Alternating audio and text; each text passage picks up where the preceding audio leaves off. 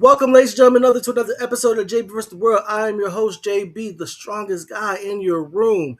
And today we are talking about the MCU. Well, rather, the state of the MCU. More Marvel shit. All right.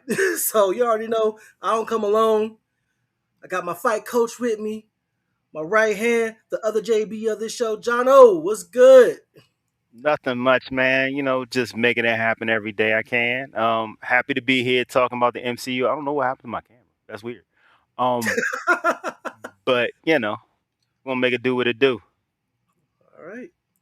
You already know sometimes it's easy to be Puff, easier than it's easier to be Sean, but it's way easier to be just Reggie. Ladies and gentlemen, can't follow me because you can't find me. Holla at your boy, just Reggie. Don't look for me. Don't look for me. All right, fellas, we got a first timer with us this week. To double paraphrase my cousin Toby Ngakwe, or screams talent. This that fire. Howdy! I am Pfeiffer Rage, your resident Marvel enthusiast, and I'm so happy to be here. Thank you for your time for being here. All right, got one person in chat. How you doing? Gorgeous. All right, so let's go ahead and get started. So, um, we lost two Titans, two legends, man, back to back this week.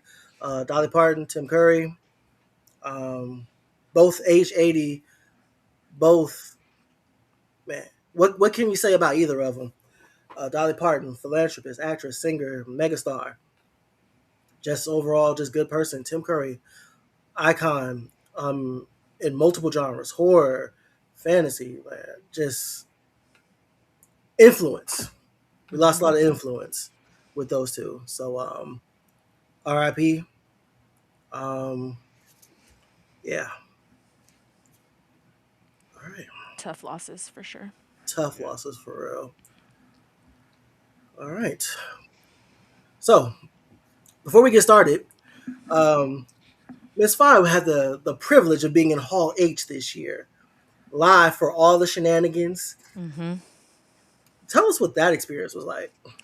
Oh my gosh, it was everything. It was suffocating. It was amazing. It was magical. We actually off and on waited in line 20 hours, maybe a little bit over 20 hours to get in that room because Comic Con has a wristband process to kind of mitigate people like standing in line and like sleeping in the line, stuff like that. So the day before a panel in Hall H, you can get a wristband. So if your panel's on Saturday, which the Marvel panel was, you can get the wristband on Friday. And so we got in line around 6, maybe 5:30ish in the morning. And we operated in shifts. There was about 10 of us, so it was 5 and 5. So we were there from 6 to 11, and they relieved us, and then we're there from 11 to 4. Then we came back and relieved them from 4 until it was time to get the wristbands. They usually give it out around 7, but that night there was some difficulties. We didn't get wristbands until like 10 o'clock that night. So like Dang. a whole ordeal just to get a wristband. And then so you have the option to sleep in line, or you can go back to your sleeping quarters and get a good night's rest. But you have to be back in the line by 7:30, back in the wristband line by 7:30. If you're not there by 7:30, you're going to the back of the general line. So all that hard work was for nothing. And so, but they were not going to let you in until around the time of the first panel of the day, which wasn't until like 11. The first panel was like 11. So got back in line around 6:30, waited there until 10:45 when they finally let us in. And then you have to they don't clear rooms. So Marvel's panel was until 5:30. So we sat in that room all day from 10:45 until the end of the Marvel panel around 7 o'clock. Good God. Good So it's definitely grief. a huge undertaking. If you don't want to miss too much of the con, then it's not worth it for you. But it was worth it for me, and so of course, you guys have seen all the announcements, but it was like they only had an hour because it's D23 year. So whenever D23 is happening at the same time, they usually don't give a larger presentation. So everything was smushed into an hour. Kevin Feige came out. Uh, then John Bernthal came out, showed us a 5-minute clip of Brand New Day before it even dropped. And then Ryan Gosling came out. They announced Ghost Rider. Then the entire cast of Doomsday, minus a couple people like Patrick Stewart, Chris Hemsworth, he wasn't there, but majority of the cast that we know of for Doomsday was there on stage. They showed us the trailer that just dropped, the new trailer just dropped for Doomsday. They showed us that.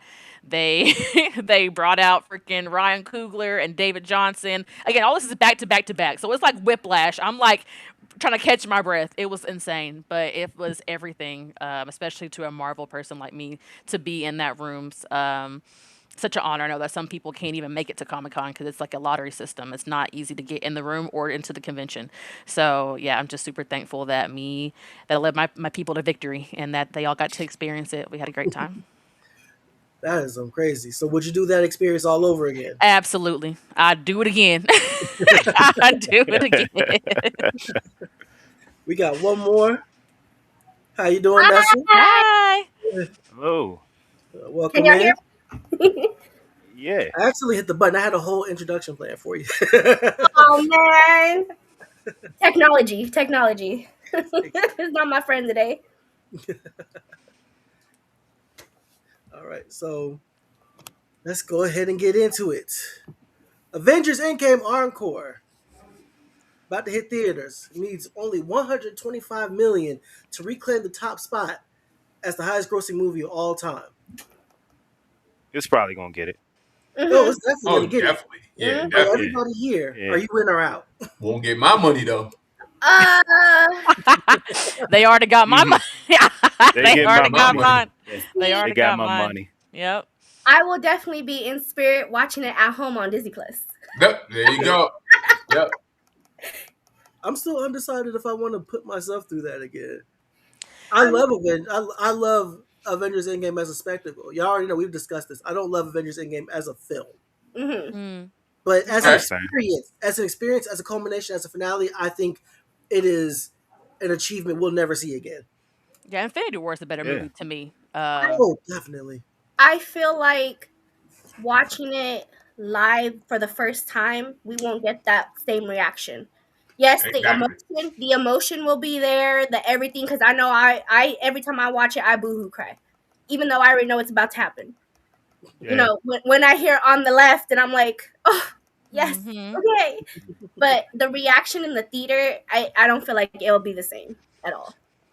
I was gonna say the roar of the first hammer lift, right? Like Yes. when the crowd just erupted, like I can remember being in the theater early watching the movie with and I say amongst my people, right? Like it was true fans there. And when he picked up just the yell, or even just the subtle detail when Thor's beard gets braided, when he calls the lightning and stuff like that. And we were all just caught up in let's kill it proper this time. You know what I'm saying? Like, let's go. Like, you know what I'm saying? Like, they can't recreate that. And especially not for 3 hours and 20. I got stuff to do. Like, you already got me. Like, how much time have we really dedicated to all of this? Like, you only got so many hours of life. Like, you know what I'm saying? I can't go back and read.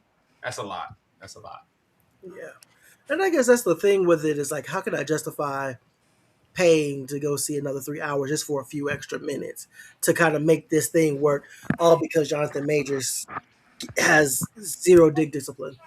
How can I justify this? See, for me, I'm just looking for any excuse to go to the theater. I have a Regal Limited pass, so therefore I'm not paying the full price anyway. And it gives me the opportunity to see it in 4DX, so just a different way of viewing it. So, but yeah, I love Marvel, but I also just love movies. So just being in the theater is my happy place. So I was going. And I can tell that about you. Like, I can tell that there's a real love for the movies because you said it's a Regal. And I gotta be honest, you have to love movies to go to Regal. Hold on, it's proximity. First of all, Regals are the only thing in my area. Look, it's all love. That's how I know you love it. That's how I know you love it. I know you love it. Regal. I like Regal. Regals are cool. The Regals are cool. Out here, we have the Cinemarks out here where I'm at. So you're talking about 4DX. Yeah. I'm intrigued by that. If I'm gonna go watch Endgame I would probably do it like that just to get all the. I'd probably get sick after a while. But Well, that's what I was gonna say is you got to do it differently than how you did it the first Yeah. time. So yeah, if Yeah. you went to if go see you're it gonna in go and do 3D, it like that, you know what I'm saying? If you went to go see it in 3D, you've already seen it in like probably regular and 3D. Now, Cosm, they do that full wraparound screen, or even the yes, Sphere in Las Vegas, which is like the entirety of like you're watching it on it. Now that's a different level of experience, and Atlanta's supposed to be getting the Cosm. I It don't just want to say opened up not Ooh, too that's long ago. cool. yeah, That's so so cool. you know something what? like that I is an would do it like experience. that. Yeah. Yeah. You would spend the money on that. That I would spend extra money on, especially with the 10 extra. What is it? 10 minutes? Extra I minutes, think or it's is it 10 4 seconds? actually. I think it's 4. Yeah, it's Oh, 4. it's 4 It's not a minutes. long time. Oh man. Do y'all remember when director's cuts were a thing and like Yep. people were actually Yeah. spending money to watch the director talk over the movie? Absolutely. Yeah, when What happened to DVDs that? first came out. What Yeah. happened to that? Well, we don't do that anymore. Netflix. Netflix. I would love for some of these directors to explain their choices. All right, like I want to get a couple of these people to explain their decision-making process. That's true. Marvel's included. Marvel's definitely included in that. Yeah, And we Yeah. can yeah. talk about some decision making choices. But Are you what do going you to see think it they're though? gonna do? Like, what do you guys think they're gonna do to kind of add to this to make all of this fit together? So Like if you've any, seen like the trailer that they dropped and like all like the artwork, the time stone is missing in a lot of those, if not all of those like posters that they dropped. And then like there's a little switch in what Tony says to Steve about like when you mess with time, it tends to mess back. This time it's like when you mess with time, time messes back. So I think they're really trying to, and I said this before, like I think the connective tissue for this, even though it was a pivot from Kang, should be the multiverse and the timeline. So I think maybe it's more of a look at how Steve going back and having a kid is yeah, it wasn't probably Yeah. what he should have been doing. Yeah.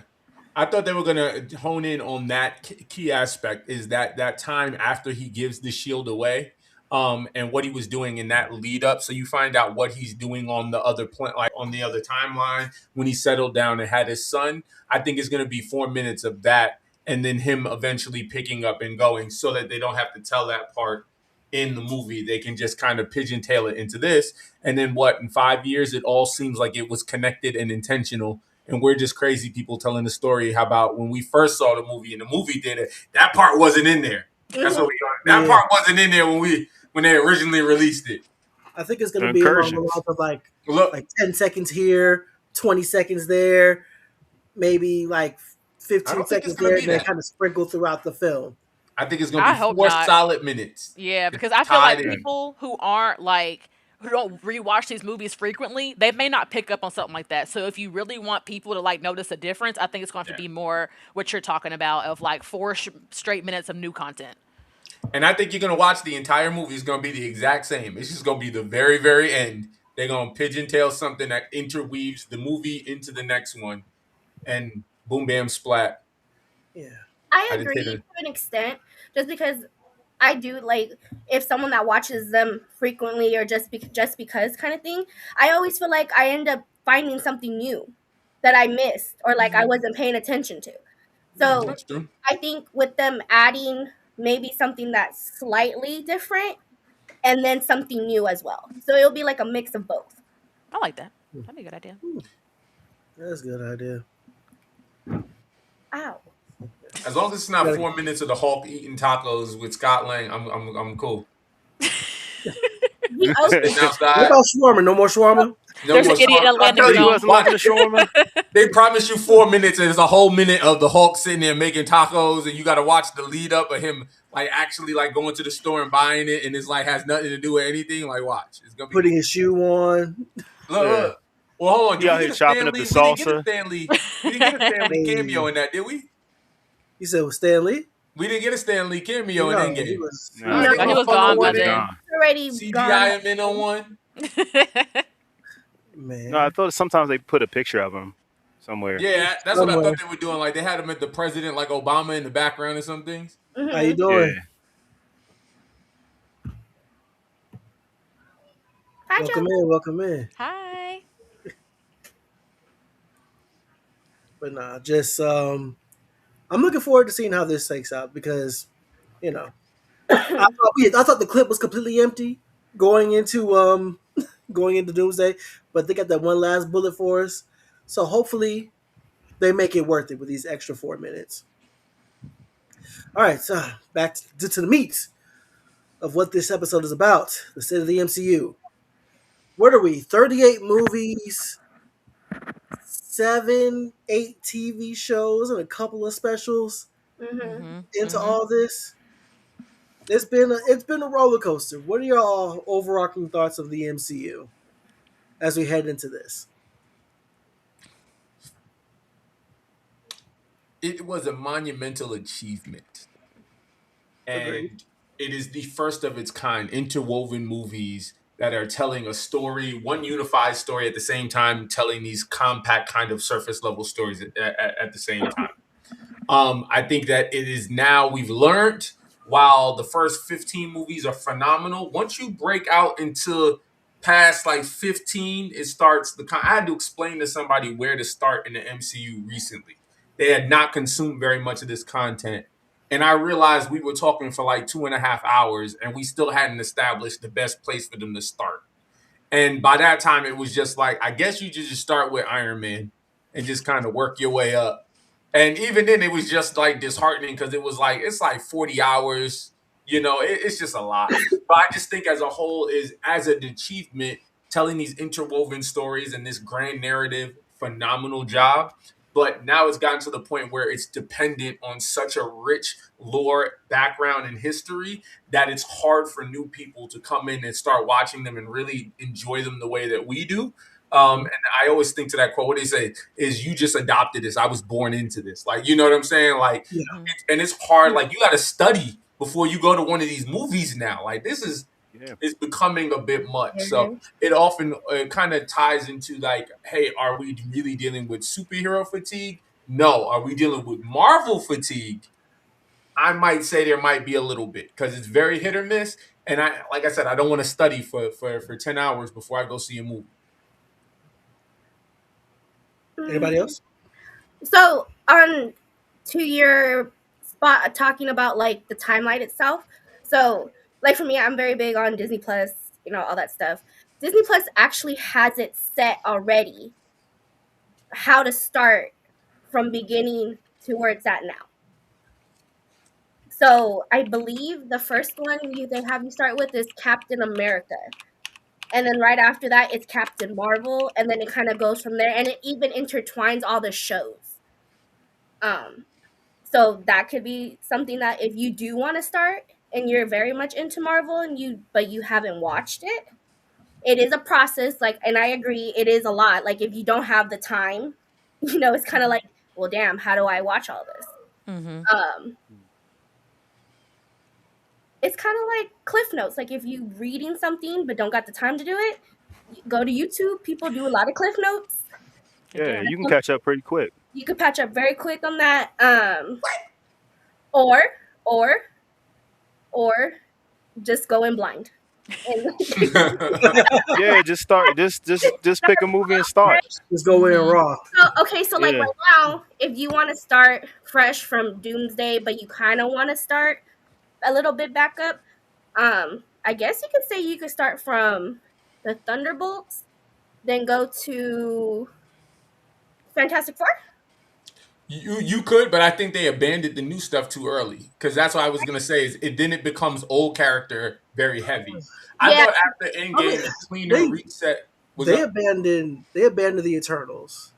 They abandoned Yeah. the Eternals. Yeah, They, the in my Eternals. opinion, they abandoned a lot of stuff that they were trying to do with the other Marvels and the rest of the Marvels Yeah. and stuff like that. Secret Wars was abandoned. That those pulled up plot lines and things like and that. technically you're supposed to go watch Loki as well, but that more intertwines into Yeah. K, which Yeah. is what we didn't get as well. So Um, I just pulled it up first. It's 145 hours if you don't include the Netflix stuff. If you include the Netflix stuff, it's 250 hours of content. At 145 without the Netflix stuff, it's 6 days of continuous watching. If you watch it nonstop, it'll take you 6 days to watch all the Yes. Marvel content, and that's including the special presentations, Werewolf by Night, etc. But you can I'm, skip that. You can I'm really skip taking a that. Yeah, you vacation, could skip that. days off of work for what? You don't need to know. You I'll don't be need to know. We did that with Game of Thrones. So I got to be honest. We got Listen, that I already Infinity put in free PTO weekend. for Doomsday. You won't see yeah. me. You won't see me Yeah. at work. I I kind of agree with the. We're not tired of the superheroes. We want, we want to keep seeing them. Just the movies themselves are getting too much. And I um, love it. I love all the movies. I'll sit there and I'll watch them. But how do I like? I would argue that the fatigue that we're talking about is the fatigue of lesser quality movies than the movies themselves. Mhm. We want to be entertained. We want these good stories. We want the good action. We want all these things to matter. Not everything has to be cinema, but it Mhm. does have to be entertaining. It does have to hold our attention. And as long as it's doing that, then I think everybody's gonna be fine. I think the fatigue thing is just something that's just overblown. Yeah, and I think even to your point, I think that there was too many shows. But on one hand, I appreciate the introduction of new characters like Mhm. Moon Knight, Wonder Man. These are names that like just regular folks don't really know about. So I appreciate like those, or like Kate Bishop and like how she's a successor to Hawkeye. I echo like I like that they're introducing their catalog, their deep cuts of characters, but I do think that that was saturated, especially when it kind of felt like it was intended to weave into the movies. And so far, the only one that kind of is, which was supposed to be for Kang, is Loki. Like everything else hasn't really connected. But I do appreciate like how WandaVision, Agatha, and now Vision Quest are kind of its own trilogy. I like that. So I feel like it was presented to us as if this was going to connect with the larger picture, and that just kind of didn't happen. Moon Knight, Echo, like are we going to see Kate Bishop again? Like I feel like those were kind of forgotten as well, and so like there was just a saturation of the shows, too much quantity over quality.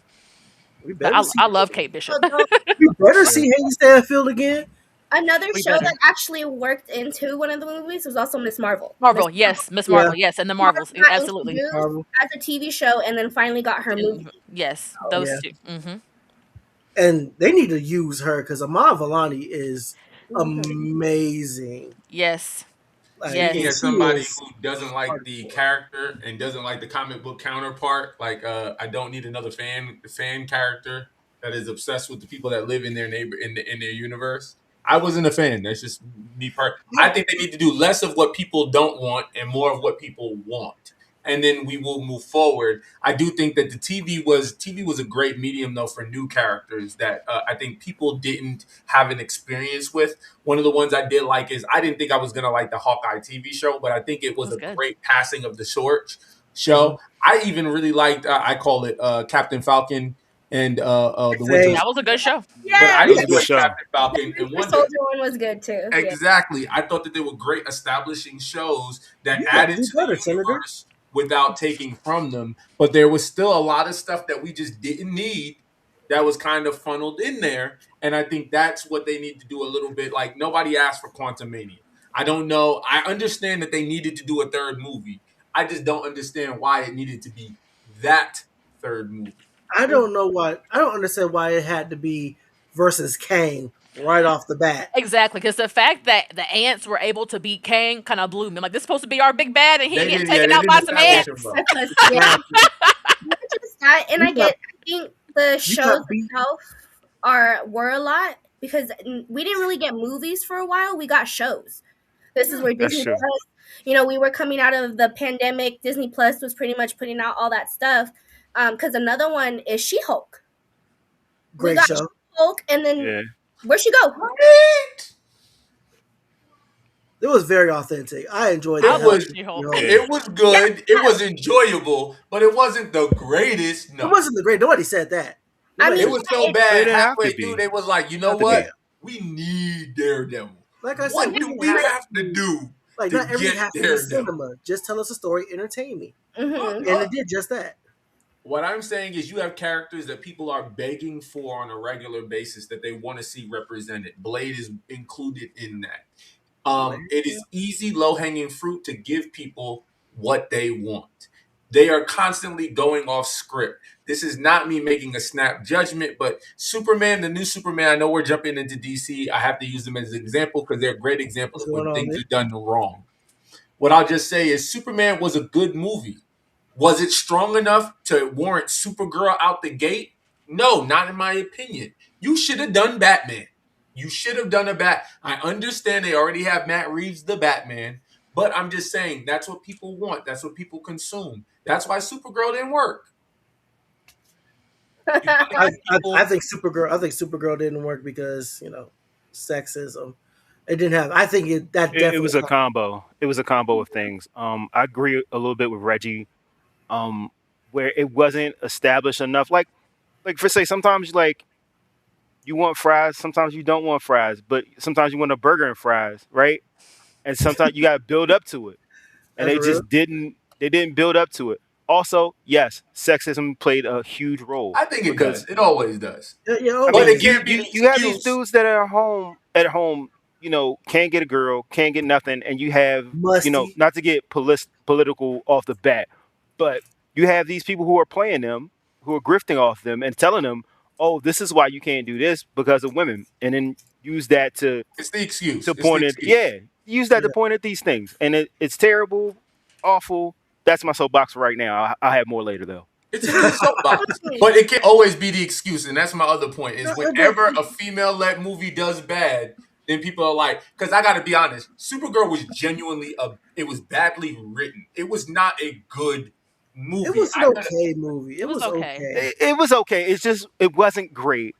And then Yeah. on top of that, because it wasn't great, you're gonna have people who are gonna go, "Oh, see, that's why women can't lead movies," because of the fact that it's not great. The reasoning Because matters. then The reason. Yeah, the reasoning matters because It some people does. didn't like it just because they didn't think she was attractive enough. And That I that's- agree with you. that's- That's crazy. And that's That's part of crazy. the BS that That's we're the talking problem. about. That's what But we're I'm talking about like as far as pacing, and then like Lobo felt added into the But you movie. have Like to he see- wasn't. What's up? But you have to see the movie to get these opinions, Reggie. Like Granted, some people wrote it off. They review bombed it. Same thing they did with the That's Acolyte. true. We're Same also thing in they a did with the season Marvels 2 too. to where, like, if the movie isn't incredible, it's automatically the worst thing you've ever seen. Like, people were Thank on there, you. this is the worst thing I've Yeah. ever seen, and that is I gotta not be. the Yeah, case. no, you're right. That is Yeah. not the case at all. No. Yeah, but that's where we live at right now. That's just our time. Like if something isn't amazing, it's trash. Like there's no in between. And for a lot of things, you know what I mean? Like, and then some people just love to hate. Like some people, That's true. I tweeted this today. Like some people just want to be Eeyore. They just want to be fucking miserable. Excuse me, I'm sorry, that just came out. But No, it's been true. more than It's a 10 very minutes true already. statement. You know. I'm just like Yeah. 5 minutes in, so you. I agree with that, and I also agree with JB because people are like, instead of watching it and coming out with their own opinion and their own genuine review on it, they're just automatically like, "Oh, I heard it was trash. I'm not gonna watch it." yeah, That's fair enough. It's not the worst movie. It's not the worst movie in the world. Like I said, is if on the Marvel side, it's not the worst Marvel movie in the world. I mean, it's no Fantastic Four. So I just think as a whole, You just had to take a shot, didn't you? You just had to Well, no, sorry. I agree with that shot. I That like to shot was slide that in. deserved. Shoot him Fantastic again. Four is Fantastic the Four was not worst. the worst. It was Y'all safe. didn't like Listen, Fantastic Four? I think Fantastic No, Four no. is chilling at the kids' table with Thor I 2. still That's think where that one is. I think Hold, Hulk and which Thor 2 Fantastic- was still the Ye worst. gads! First steps! First Steps is First Steps wasn't bad, bro. It was safe. Oh, I thought it I was can safe. give you 38 reasons why First Steps is terrible. I will just say this: Terrible? They didn't even make me believe that those four people knew each other, let alone What? a family that would die for each other. Okay, You didn't- Oh, I disagree. That's a hot The take. family dinner? I disagree! Conversation? Hold Oh, on, wait. Hold on. where First Steps is worse than It's The Rise of Hulk Silver versus Hulk? Surfer. all right. Silver Surfer is bad. It's not well. All right. In the MCU, the worst movie to me is definitely either Thor. Is it Thor 1? Thor 1. Thor Thor 2. Thor 1. Ragnarok Thor 2. exists. What are we? Ragnarok. Ragnarok. Love and Thunder. I love Ragnarok. Love and Alright. Thunder. I mean, Yeah, Love I was and about to Thunder say, I was like, exists. yo, where are we Love going? and Thunder exists. I don't know. Look. Love and Thunder. I treat Love and Thunder like a fever dream.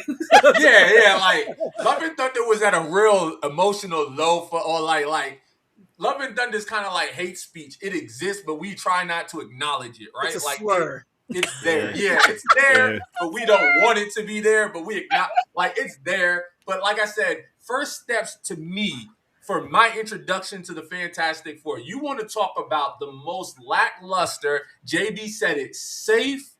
It was even the end resolution is just like at the end of the day, all of this ha. You could have just got her to do it in the first place. Like, they pushed him into a warp. Like, this is Galactus, man. Like, he's the bringer of death and doom. You beat him with a shove. Like, this is the best you could do. It was and a I already saw this motherly shove. Yeah. Power of motherhood. And again, it's Galactus. Like, what was they gonna do? Yeah, that's my only point. Like, excuse me if I believe Galactus was somebody. My bad. I've been reading comic books my whole life, and they've always built it up like Galactus was the final boss. I'm sorry, he was a big boss. Man. You know, my brother in Christ, I support your opinion. I appreciate your opinion, and I support your right to your opinion. But that's like wild. I said, I thought it was very stiff. You finally met Reggie. I love Reggie. to hear different opinions. Like I've just never heard that take before, and so I respect it. But I don't That's disagree. a take home, right? I didn't like the new Spider-Man either. I'm sorry, I didn't like the new Jean Grey movie either. I didn't like that one either. The Jean Grey movie. I didn't like that one either. This man is lost his damn mind. You like the Jean Grey movie? Hell yeah, I like the Jean Grey movie. Hell yeah, the Jean Grey movie was great. Did you see that Spider-Man? Oh no, that wasn't a Spider-Man. Oh, that was a Jean Grey movie.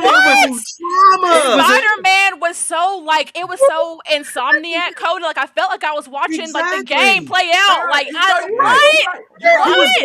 He was very Spider-Man. He was sad man, which is exactly what I wanted. That's what I'm saying. Give me my Spider-Man traumatized. Cries whenever he can. Fight Give me my cry some more. Look, Spider-Man ain't supposed to be happy. I am gagged. Give me my Spider-Man when he has to face the consequences of his own actions. Give me that. They should have put him in a black suit, and I would have been happy. Okay, Secret Wars. Yeah, Secret Wars. That's fine.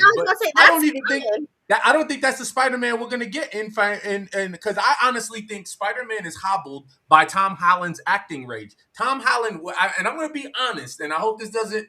I'm just being real. Tom Holland is not the greatest actor in Hollywood right now. He's like his range is the same thing he did in Uncharted. He looks the same. So all I'm just saying is as we sit there and we go through this, I hope that the Spider-Man we get is Tobey in Secret Wars, or we get Andrew in Secret Wars. I think if we get Tobey, he's being put in the pack. Oh, absolutely. He's getting he's getting packed up with it. I'd be okay with it because we know he had a kid. Full cycle. It's the full circle of Spider-Man. To me, rounding out Tobey's story is just like them rounding out the X-Men story. I deserve that. If you're not going to give me a dimension jumping movie with Tobey and Andrew maybe mentoring a young Miles Morales, Sony wants to do that. Let them do that. Give Marvel Tom Holland, and people can move on. Like we can, everybody can. You can stop making these terrible Spider-Man villain movies. That'd be great, Sony. We appreciate that. Stop it. Stop it. Get some help. And stop with the digital disc. We don't want digital disc, and we don't want Spider-Man villain movies. Simple. Wow, Reggie. Sorry, homie, you lost the war on both of those. Wow, indeed. I'm shook. Just right. The more Reggie speaks today, I'm just like.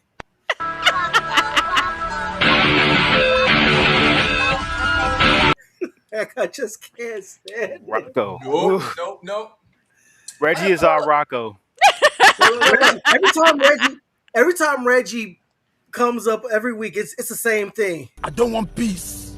I want problems always. Every time. Every week. We did agree on one thing. Well, we agreed on two things. Ray J is our favorite singer, and we had to get the X-Men back to the 90s. Reset the counter again. Ray J is y'all's favorite singer? He don't speak for me. That man don't speak for me. He don't speak for me either. No. You know, everybody's entitled to their own thoughts and feelings. Marvin Gaye, You did it way too nice. That man I ain't gonna yuck your Just get out young. your lost system, it. baby. Just get out your system. This is where I go back to saying, watch the movie and make your own opinions. Please. And keep theaters alive. Go to the theaters. Go to the theaters. Keep cinema alive. Mm-hmm. No, 100. I do think the art of cinema is important. Like the experience, like I said, is one of my all-time greatest memories in life is going to go see Batman Forever with my dad and my brother as a kid. You know what I'm saying? Like watching, and like I said, you had to be alive during that time. But when the original Batmans were coming out, like in the 90s, like it was a thing. Like it was like everybody, every single restaurant had a Batman tie-in. Like if you ever get a chance and you're bored, Pop-Tarts. look, remember Batman those? Pop-Tarts. Like, it was like a full. Your whole life became this movie when it came. I remember in '98 when the Power Rangers came out, how everything was tied to. But I just say that is cinema is a medium we cannot let it die. Streaming is awesome. It's dope, and I think for a certain generation that experienced like something like Blockbuster, once it goes, it's not coming back. And we have to take care of the experience while we have it. The movies are phenomenal. Are they overcharging us though? That's a little crazy. I mean, hell yeah. In the 5 minutes when you go to a movie before a movie and you're talking to a complete stranger stranger sitting next to you, that's everything. You know what I'm saying? And that's why you get that Regal Pass, because the monthly charge is the amount of almost one movie. You know, now we do the same thing with Cinemark. They have to do that. It's Regal. They have to do that. It's Regal. My shoes ain't never stuck. Let me ask y'all. For Cinemark thing though, and I get free tickets, and I get Cinemark is good. AMC has a thing too, like a little. Yeah, AMC does too. Yeah, so. Stubs. Let me ask y'all this: what is your favorite cinema experience in the MCU as far as MCU movies are concerned? Ooh. I'll say, just to be a little different, I will never forget Age of Ultron. I remember I took my whole family, made them go, don't even watch Marvel movies. And I remember at that end credit scene, that's the first time we really see Thanos, and he takes the gauntlet and says, fine, I'll do it myself. I burst out in tears and said, he's going to kill everybody. And I was right.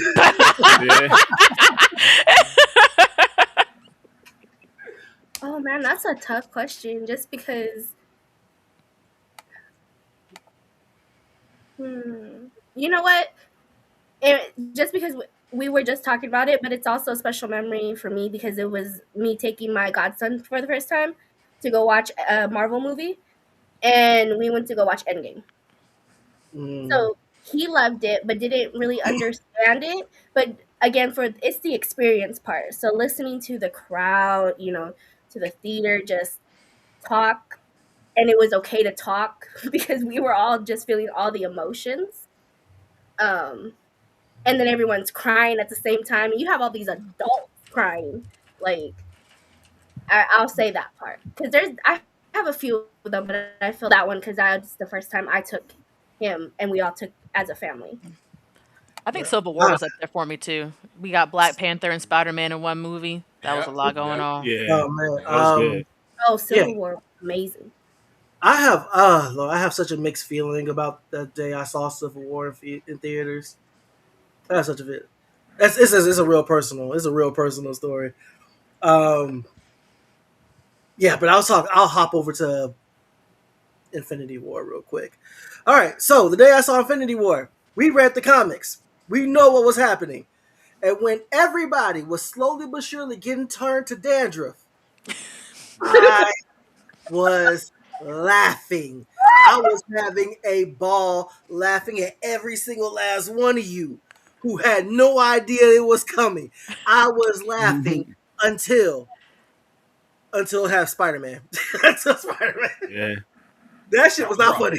I don't want to go. I want to go. Tom Holland, look at Tom. You can say all you want about Tom Holland, Reggie, but Tom Holland played the shit out of that at that moment.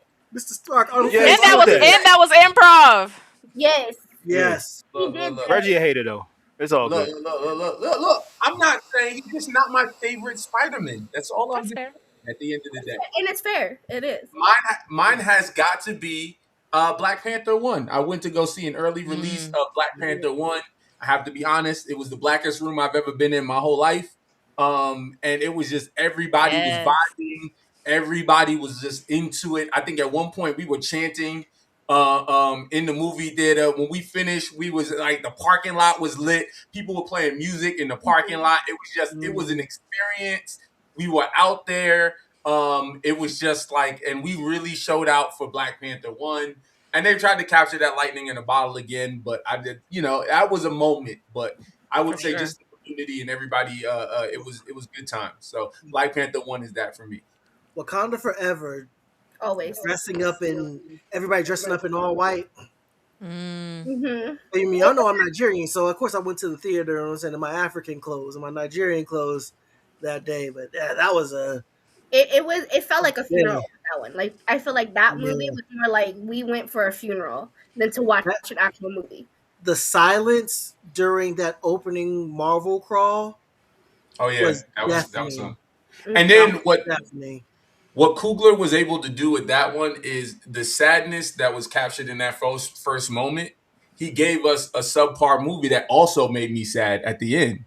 So all I'm saying is Wakanda Forever is the worst one. Let's be honest. You know what, Reggie? You out of line, but you're right. Now, why do you have to say it like that? It's terrible. Come on. I think Siri is unlikable. Take out the emotion. Siri is almost unlikable the whole movie. They undercut Chadwick's death with the death of the mama. Spoiler. With the death of the mother. It was an unnecessary thing. Hold on. Keep going. The spoilers. Keep going. I'm sorry. Keep talking. Namor, I enjoyed Namor. Namor was probably one of the best. At certain points in that movie, I was rooting for Namor. I was like, yo, I really hope he wins. Like, all right, too far. Yeah, too far. I'm with Reggie because I was too. It was undercut. Like I said, is they just could have done, in my opinion, they could have done a lot more. And I understand. I'm one of those people that thinks that Marvel kind of, with the respect that they gave, they handicapped themselves a little bit with the franchise. I think that Chadwick would have liked. I love it when people acknowledge it because it's so true. Somebody get this man an edible arrangement. I'm talking the one with the grapes and the strawberries and Tony. I'm letting you know you set a dangerous precedent by letting this man know he was right. Yeah, don't say that. I agree with Reggie just because I feel like the emotion of it all is what gave the type of it. If you strip away the emotion and the way everyone was feeling about Chadwick, the movie itself was subpar. What I'm tired of. Neymar came out, and for me, that more was a representation for culture for me, and I loved every part of it. But I think the moments that he had with Suri and her character itself, it was just very like. You know what part pissed me off about that movie, and this is why I hate Green and Reggie because he's so right here. The Wakandan grand plan was to take a ship over the middle of the ocean. Let them know. Fools with no escape plan. If them agents were shot, they had nothing. You were just gonna be fish food. And the most advanced nation in the world, that's all you got? No, bro, they lost. While you're trying to deep fry this man in the air fryer? This is they lost. This is the plan? I literally had this conversation with somebody. The Wakandans lost in Wakanda Forever. They lost. They were about to get wiped out. The only reason they stood down was because Namor told them to stand down. They had all the Wakandans surrounded. The Wakandans were preparing for death. She legit put them in she sacrificed all the people on the boat so that she can go get Namor. Look, come on now. Like, come on. Like, and that usually could have went the other way. Yeah. Look, all I'm just saying is that is my least. I would have done things a little bit differently in that movie. Honestly, I'm just being honest. Michael B. Jordan would be my Black Panther if I was consulted on that movie. I would explain to them it's very easy to keep him alive, and we can tell a consistent story. Yeah, he's dead. What? He's been dead. Look. He dead. You did not see a body. Did you see a body? War. What you mean? Did you see a body?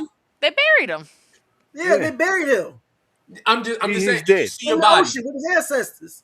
Look. That's what he said to do. But come on, all I'm saying is you could have said that they saved him at the. Chadwick didn't want to let him go. Upon Chadwick's passing, he's the only person that he's the only other person that has the purple herb.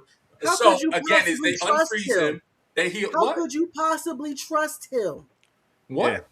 The Yeah, reason that why can be somebody- the trusted. reason why Look, T'Challa it's is the MacGuffin of writing. Chadwick's belief.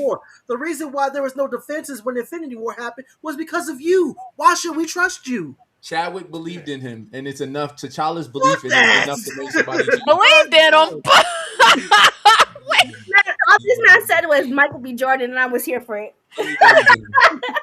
Look, I'm telling you, what we just talked about was better than what we got. I'm just being honest. Siri's gonna lead them to go fight the water people on the water. We can agree. We And can agree there. No. I'm just gonna ask you. Somebody sat in the room and said, "All right, how is Siri Black Panther gonna win? All right, we're gonna take the Wakandans, a land-based tribe, and we're gonna put them on the water to fight the water people. And all right, so what are they fighting on? They're fighting on the platform. Okay, all right, but what are people gonna disable the platform? Yeah, why not? Okay, it's just dumb. Oh, the MacGuffin is, hey, we got an Iron Man. No, we don't have Iron Man. We have Riri. Okay, cool. What is Riri gonna do? Everything Iron Man can do, but only kinda. Okay, and you know what? We're gonna give her a completed suit. We so gonna that she can slander help Riri people. Williams on this show? What? No Riri Williams slander. No Riri. There wasn't Riri. Riri was in Wakanda. She was chilling with the Wakandans. Ain't no, we ain't gonna slander her. We not gonna How we all looking at him? We're like, what? talking, Nah, breathing bruh. slander. What are you talking about? I was with you. Right. And then Oh my God. had to think of it. All right. All right. That's how I be with Reggie. You be like, oh yeah, I agree with. Oh wait a minute, brother. You Give me got too that much dip on train. your chip. Look, all I'm just saying is they didn't even give her the suit at the end. They didn't even give her the suit. She took the suit back. I'm just like, give the girl the suit. It's her design. She designed it. Let her have it. She With already the used resource with all that vibranium? But right, it was their Think material. about all the problems that could have been helped with Riri there with a dope Iron Man suit made out of vibranium. Like, what, at the end of the day, you're an asset. What problems? Anything that comes up, Wakandans ain't got no problems. Only in the movies. Man, they got the Night Angels now.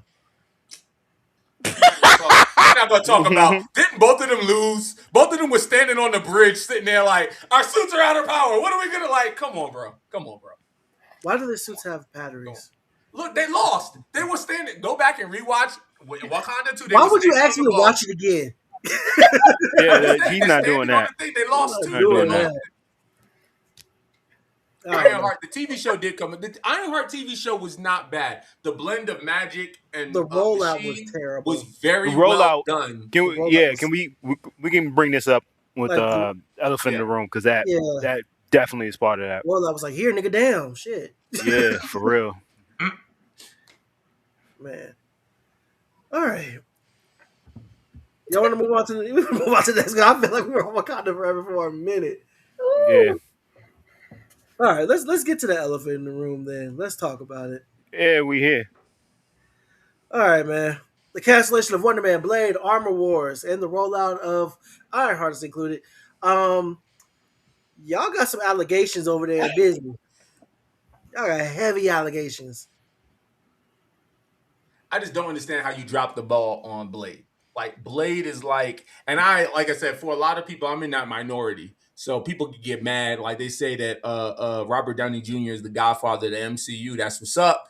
If we had to find the baby daddy, though, that's Wesley. The baby daddy. That's Wesley Snipes. I- There would be no. I agree. Iron Man, yes, Iron Man was, the mainstream where that came into it, that started whatever. But if you actually are a fan and if you remember, Blade is what came first. Blade. Blade. And I'm talking about started. Blade 1, great. Blade 2 is one of the rare movies where the second movie holds up, if not as well or better than the first movie. Blade 2 is that man did a suplex. That man did a standing, stalling suplex. I'm sold. Blade 3, hot, flaming, Similac garbage. Okay? Blade 3 might be the worst movie in cinema. No, I can't say that. I can't say that. Not in all cinema. I like Blade 3. I can watch Blade 3. I would watch 2 Girls in 1 Cup before I watch Blade 3. Oh, brother. Wow. Blade 3 is bad. Blade JB play a clip. I'm talking like Blade. All right, here's a good question. Would you watch Human Centipede or Blade 3? Both. Blade 3. Blade 3. I You would watch Blade 3? What are you? Reggie just be talking. I'm a horror Blade lover, 3. so I'm gonna watch Blade both of 3. them. and see, and I don't like Oh, horror no, movies no, like no. that, so I will watch Post that Blade 3. slander. That needs to be addressed right now. What?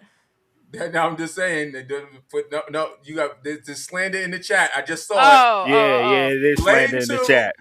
Blade Oh, 2 get back to the chat. is great. worse. Blade 2 is great. worse than Top 5? Yo, You what? couldn't even tell me Reggie, the bad top guy's 5 name in worst Blade 1. Marvel Are you movie? multiplying in our chat? Then the first one. Oh my. Top 5 worst Marvel movies? Ooh. We literally have 3 candidates from Thor by itself. Yeah. And if we're talking about You Marvel trying as a to- whole, you gonna we say got- Thor's never had a good movie ever? I think the first Thor was decent, and The first Thor was decent, and Ragnarok was good. Ragnarok was the Ragnarok best was one. good. Ragnarok's the best one. I gotta be honest. For That's 1 month, I walked around telling people he's a friend from work. Like I kept telling people that, and it was just like for no reason. I think only issue Ragnarok with is I don't my like Thor. I don't like Thor when he's dumb.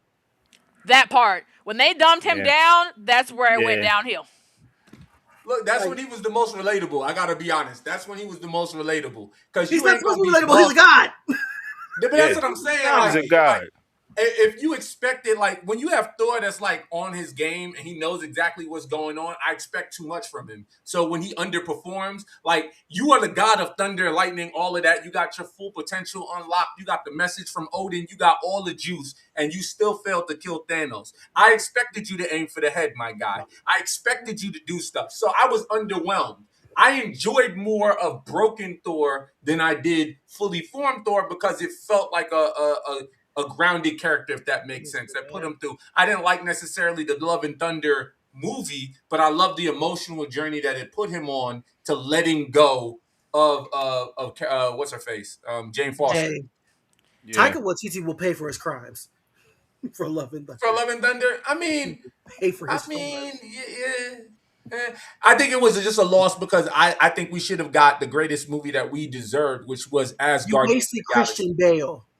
No, yeah, I mean, they tried to do something with him, but as I said, we should have got as Guardians of the Galaxy, and it should have been a Guardians movie with Thor in it, and it would have been awesome. Yeah. With healing, a journey of healing, a journey of self-discovery. Yes. And Chris Evans and Chris Hemsworth running that in the first 30 seconds. Yeah, we got that in the first, minute or so, and then he left. We're good. I'm good. And that's what I'm saying. That was a missed opportunity. Because like I said, Love and Thunder benefited. And no, I mean, it was a paycheck. And it was like, all he did was piss off Zeus, but you haven't even paid off that yet. Like, I'm still waiting for Hercules. Hercules been looking for this man for 8 years now? And we still haven't. We still haven't got it. Hi, Denny.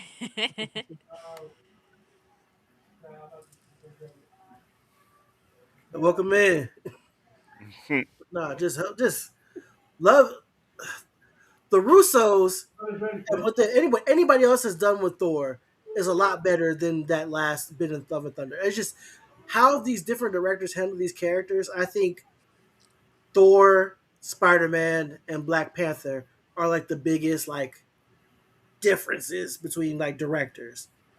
I they call me we talked about this last week. Y'all call them, not y'all, but people on Twitter call me everything but a child of God for me saying that the Russos did T'Challa better than I said Ryan that. Coogler Yeah, they was I did say Yeah, they was being mad disrespectful.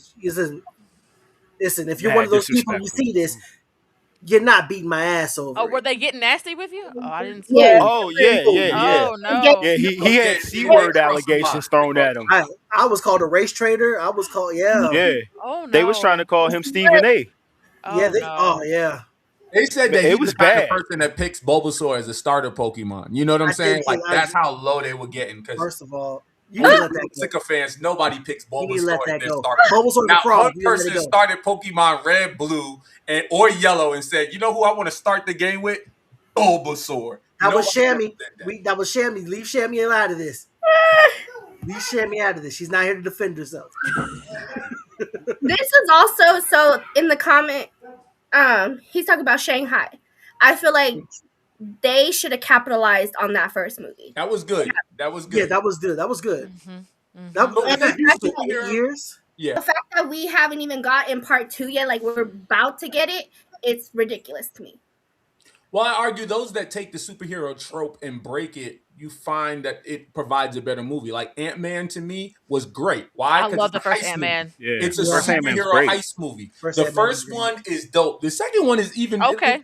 The second one holds up as Mhm. well. The third one, I just don't know. Whoever was Don't in the talk room about for the it. first I can't two was look. not in the room for the third I one. can't let go of the timing of the second one because that was like right after Infinity War, wasn't it? No, Yeah. because No, hold on. that's when she gets spoilers. That's when she gets that's when she gets snapped in the end credit scene. Yeah, right? yeah. But I'm talking about Yeah. the release date. The So, release yeah. date. It was released. Yeah, after. yeah. It was Yeah, after. yeah. Yeah, it was after Yeah, Infinity it was War. after. It was So, the first movie after So Infinity mentally, War. I can't disassociate from the fact that this came after I know what happened. So I Mhm. just can't. Well, that's the Yeah, same it thing was a that Black kick in the Widow teeth. suffered from, right? Black Yeah. Widow suffered from Widow. timing, not necessarily bad Yeah. movie. Except for Taskmaster. Black Widow. Yeah, wasn't a but bad movie. Taskmaster, and I just wanted to chime in on just something that was said earlier. All of Marvel's failures come from something that I've always said from Jump Street. Me and my friend Damon argue about it all the time. Is villains make your movie? If you look back at all of the Marvel movies that stink, it's because the villains are real. Christian Bale is a phenomenal actor. As Gore, it was bad. Like he his performance as Gore was bad. Then you have Also, what they somebody. did with Mysterio was MODOK bad. and Ant-Man and Wasp, what they did with MODOK, that was That was That was a terrible. Yeah. That was character assassination. look, Literally, but that's and what I just say figuratively. is look at the villains that they have and look at how the villains are built up. A movie like Shang-Chi, which was, like I said, is relatively unknown, but they did such a good job of building up the individual characters and doing the push and pull of that father-son relationship that Mhm. you felt those stakes. And then when they added his mama in, it was like even like it was just like the ups and downs. So that's why I told they told a phenomenal story in that, and that's what some of these movies that are coming out are lacking and they're missing, especially when I spend my money for a Spider-Man movie and it's all about Jean Grey. You let that go. Okay. She do got. Yeah, She you do let got to that answer go, for her brother. crimes, dude. She do got to answer So- for her crimes, and she is a whole The way murderer. he's talking about that, that's how he's talking about the dynamic of the villain and all that. I feel like that's what I got in Doctor Strange in the Multiverse of Madness. That's good. Wanda was a bad guy. Wanda was good at being bad. Yes. And I was wondering where all that power was when she was a good guy and she was accidentally blowing up buildings. Remember, She like didn't lose. oops. She didn't lose imaginary kids before. Remember? Oh, okay. And she Yeah, also that's wasn't true. corrupted by the They're Darkhold real. at that point. Yeah, so. she The power definitely of has that Darkhold. look, the power of Darkhold. imagination, right? The power of imagination, right? That's You gotta true. comment, most of the bad films do have a whack villain. Iron Man 2 is a big example. That Yes. is true. Yes. Yep. Whiplash They was did rough. replace Whiplash. Tough. That was rough. Yeah. Crimson But Dynamo. it's like I gotta be Whiplash honest. was- How else do you use Mickey Rooney? Like, in my opinion, Mickey could have also have been the whatchamacallit. He should have been our Mandarin. First of I'd all, be better than Ben Kingsley. I have no doubt that Mickey Rourke had everything to do with how that character portrayed because he's such a diva as an actor. Yeah. I have But no tell me it wouldn't have doubt. been. Tell me it would not have been dope if they had cast him as Mandarin instead of Whiplash and had him have a 3-movie story arc culminating for the same reasoning that they had. The arc, it all comes back full circle at the end. We ain't To got the to arc we whitewash actor the in Mandarin. Iron We Man got to 1. whitewash the Mandarin. His name is the Why? Mandarin. Yeah, his name is the Mandarin. I mean, I'm just being honest. They already low key did it with Ben. Like, that's what I'm saying. Like, who they went with. So I mean, like, You know about Ben Kingsley? How they walked yeah, it I was back? gonna say if Yeah. you're They gonna walked do it, it then might back as in the well same do it. movie. It was literally just kidding. I'm not really the Mandarin. It was made up. And then it was addressed in Shang-Chi. But that's what I'm saying. You could give him the real Mandarin. It doesn't. Again, is I think you die. It's like casting Zach as the Black Ranger, right? Like I didn't have a problem with it growing up, but in his contract, yes, that's an example. He's a freaking diva. I forgot about that. That was crazy. Where's my blood? When I heard about that, I'm like, is he for real? Like that was the only reason why that parrot was there was because he wanted that shit in his contract. Like what? I thought, look. I got a pet. I'm attached to my pet too. I want my parrot. That's not the same parrot. I need my parrot. I mean, I miss my cat. And I miss my dog. Let the man have his parrot. What is it? But Did yeah, Chris to do the Hemsworth movie, put that's his what whole worked. kid in the movie? That's not right. That's not right. Somebody before Killmonger did revenge really well. Who? Baron Zemo. Yep. Yeah, he might have been. He's one of the few villains that actually won. Wasn't Yeah, he clean. did. He won. He did. He Yeah, Broke achieved his up the he goal. image. won. Yeah, he won. I don't care. He killed my mom. You better believe it would be Bucky on site Let every me put it to day. you like this. I'm Yes. telling you. No. Damn that. Damn that. James Buchanan Barnes is a victim. I understand. They all are. No, I get I it. understand He's still gonna that. catch a. He's still gonna catch a fade. I'm can be saying friends somebody got to take Nah, this man, L, and that He just so catch a happens. To, fade. How you gonna say catch He- a fade? We're gonna be friends afterward when he tried to Hey. give a unibeam to the face. I Hey, was your I'm friend saying. too. I was your friend too. Yeah. I was your friend Kill too. my Yeah, parents, man. bruh. Here's the thing: that whole movie, we wouldn't have had a movie then, but that whole movie could have been resolved. And I don't want to get too much into it. I'm Team Iron Man, and like that movie means a lot. That means something to me.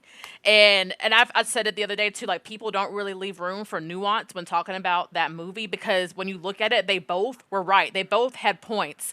Like yeah, the government sucks, and they're not gonna make the right decisions. But also they've been talking that since the first Avengers. At the end, they were like, all this collateral damage. Where are they now? Like it wasn't just Sokovia was the straw that broke the camel's back.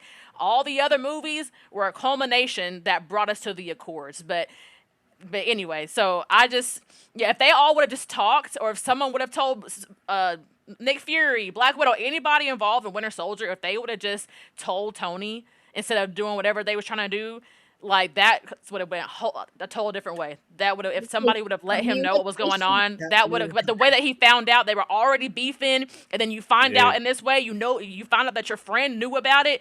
Of course, you're going to explode. Like, how else did you think he was going to react? Y'all work besties. Y'all work wives at best. Y'all not really homies like that. That's his day one. I'm not gonna let you kill my day one.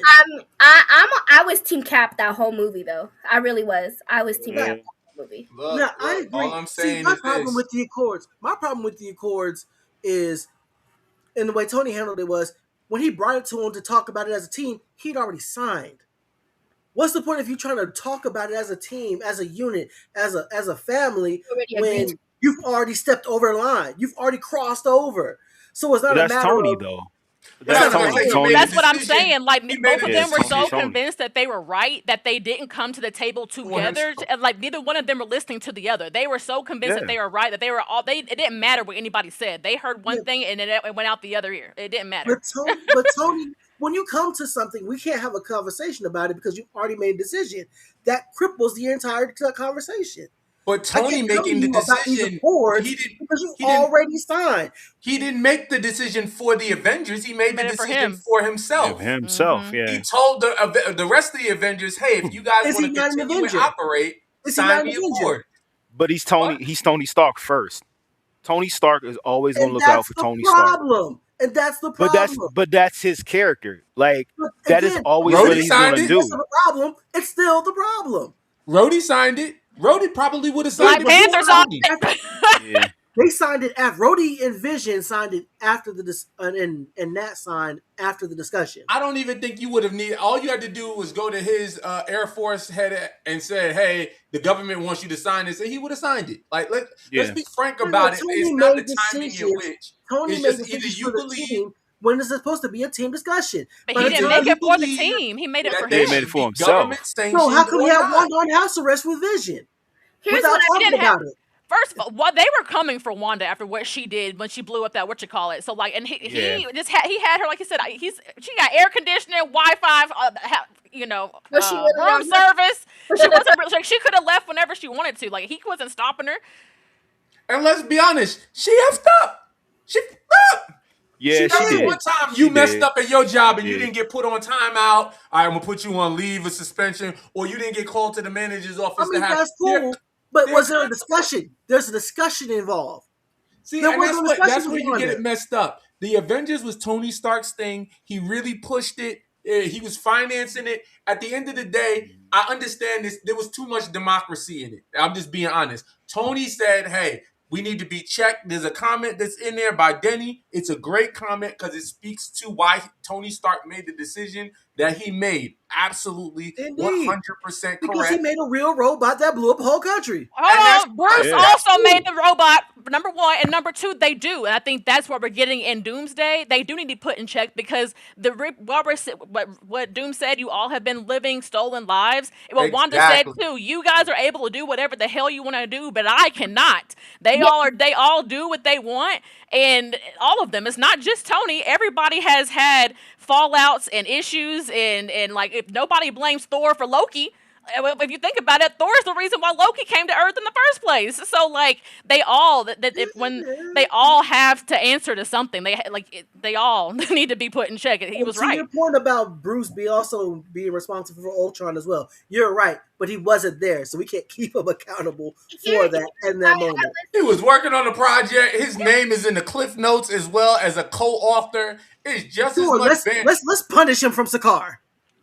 No, so the reason why I was Team Cap that whole time was because this man is a Boy Scout, been Boy Scout all this time, and then he's finally seeing the world on how it actually is, to where he made more sense about why not to sign the Accords. The reason why Tony did it was because he was feeling guilty. He felt so guilty that he was like, I need to be in check. I can vibe with that. But I think Cap always distrusted. But it's the impulsivity about him signing without talking about it with the team first. And he did that because the fact that he was already, again, so guilty. Yeah. He was so guilty, and that he was just like, I need to do something to help my conscience. Even if he had waited 20 minutes, what would that have accomplished? Like if he signed it with the team, he still would have chose to sign it because that was Tony's personality. Cap is not trusted in no part of MCU. And that's what the irony of Captain America's character is. Captain America doesn't represent American government. He represents the American people and the American will. Not even and American actually people. Doesn't align with the government. In his own movie, they didn't want to send him to go save his friends. He did it on his own. He betrayed his own orders. He uncovered Hydra. It was really like in strategic parts throughout. Cap has never truly trusted the government that created him, if we're being honest. Nor should he, but I think what Tony said too, it's like it's better to have one hand on the wheel than to be freaking fugitives, which is what they were. Like, and that's true. Here's the thing about Tony and Steve for me, and this is the thing I love about their characters, is that from where they started, they end up flipping because of their experiences. Mm-hmm. He was Tony, like individualistic, eye on his own future. He feels like the best hands were his own. And then he flipped through his experiences. Cap, of course, not a government figure, not trying to be, like a puppet of the government. But he was very order-based. Like in the first Avengers, we have orders, we should follow them. He was very Exactly, very order-based. And then he saw what Hydra was able to do underneath the government's nose. Mm-hmm. But I think he also was following Nick, just to chime in, Nick Fury. Because I think Nick was a big catalyst. When Nick left and Hydra shield fell apart, Cap completely walked the other way. So I think Nick Fury was a big part of why he was even working in that field or working in that way. I think the solution is in Mac. We need to bring Mac back. I think they need to less super soldiers. And at the end of the day is, if you killed his mom, I completely understand. He would have it was different. I would have called out repulsor cannon, and I would have called the giant cannon down on my shoulder, and I would have just lit Bucky all the way up. You know what I'm saying? Repulsor bleed. I would have hit him with start pulling out the Marvel Rivals moves on him. I'll take you on. We super move finish. I understand that Bucky didn't want to kill his mom. He didn't want to kill his dad. That was his people. I don't care what your intention was. You killed my But also, mom. like you said, the environment, and the way that he found out, there was no other way he was going to react. Thank you, bro. Honestly, y'all think there was any type of environment, any type of way that Tony Stark would have reacted like a child? Yes, I think that if Cap or somebody would have sat him down, but you have to think about when your stress levels and cortisol getting biological here, you are not making, your brain is not making logical decisions anymore. So like it's all like going off. So like that, yeah. The way that he found out that the way how stressed the movie was, there was no way he was going to act any differently. But I do think if someone sat him down, it would have been different. What did Tony say? They gave that man reason and logic. He looked at him and said, "I don't care. He killed my mom, bro. Let me tell you. Let me tell you. Let me tell you, bro. Like I'm letting you know." Hey, JT. Hey, yo, Hefe, you cool? Hey, you cool? you good? Damn, who do you like? Fuck the Avengers. Sheesh. And fuck you too. What? Look, all I'm saying is this. I'm not saying Shut him the down. No, they would've knocked him league out puts from the the field. Avengers in the ground Exactly, every Jimmy. time. Exactly. There was Nah. no talking to that man-child. Also, Bucky was right in front of him. Don't have Bucky in the room. Bro. Have a conversation. Was he gonna be pissed off? Bro. Absolutely. But if he's Bro. not fair, you're not about to go. They can keep him from hunting him down. He Let me tell you this. on his ass immediately. Somebody at Publix talked funny to my mom one time, and I was going to drag him over the counter and beat him with the sandwich meat that he was making. Stranger. Okay? Stranger. You don't know this, and it was earned. They did that of their own free will. Tony Stark didn't like Bucky from Jump Street. Nobody likes their friend other friend. Shut up, Jay. That is your friend's other friend. bestie. That is your friend's real life. Nobody likes their friend other friend.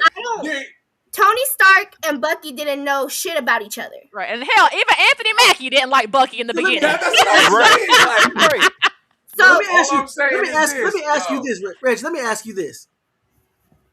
Your cousin accidentally slimed you out. I find out, but I know it was an accident.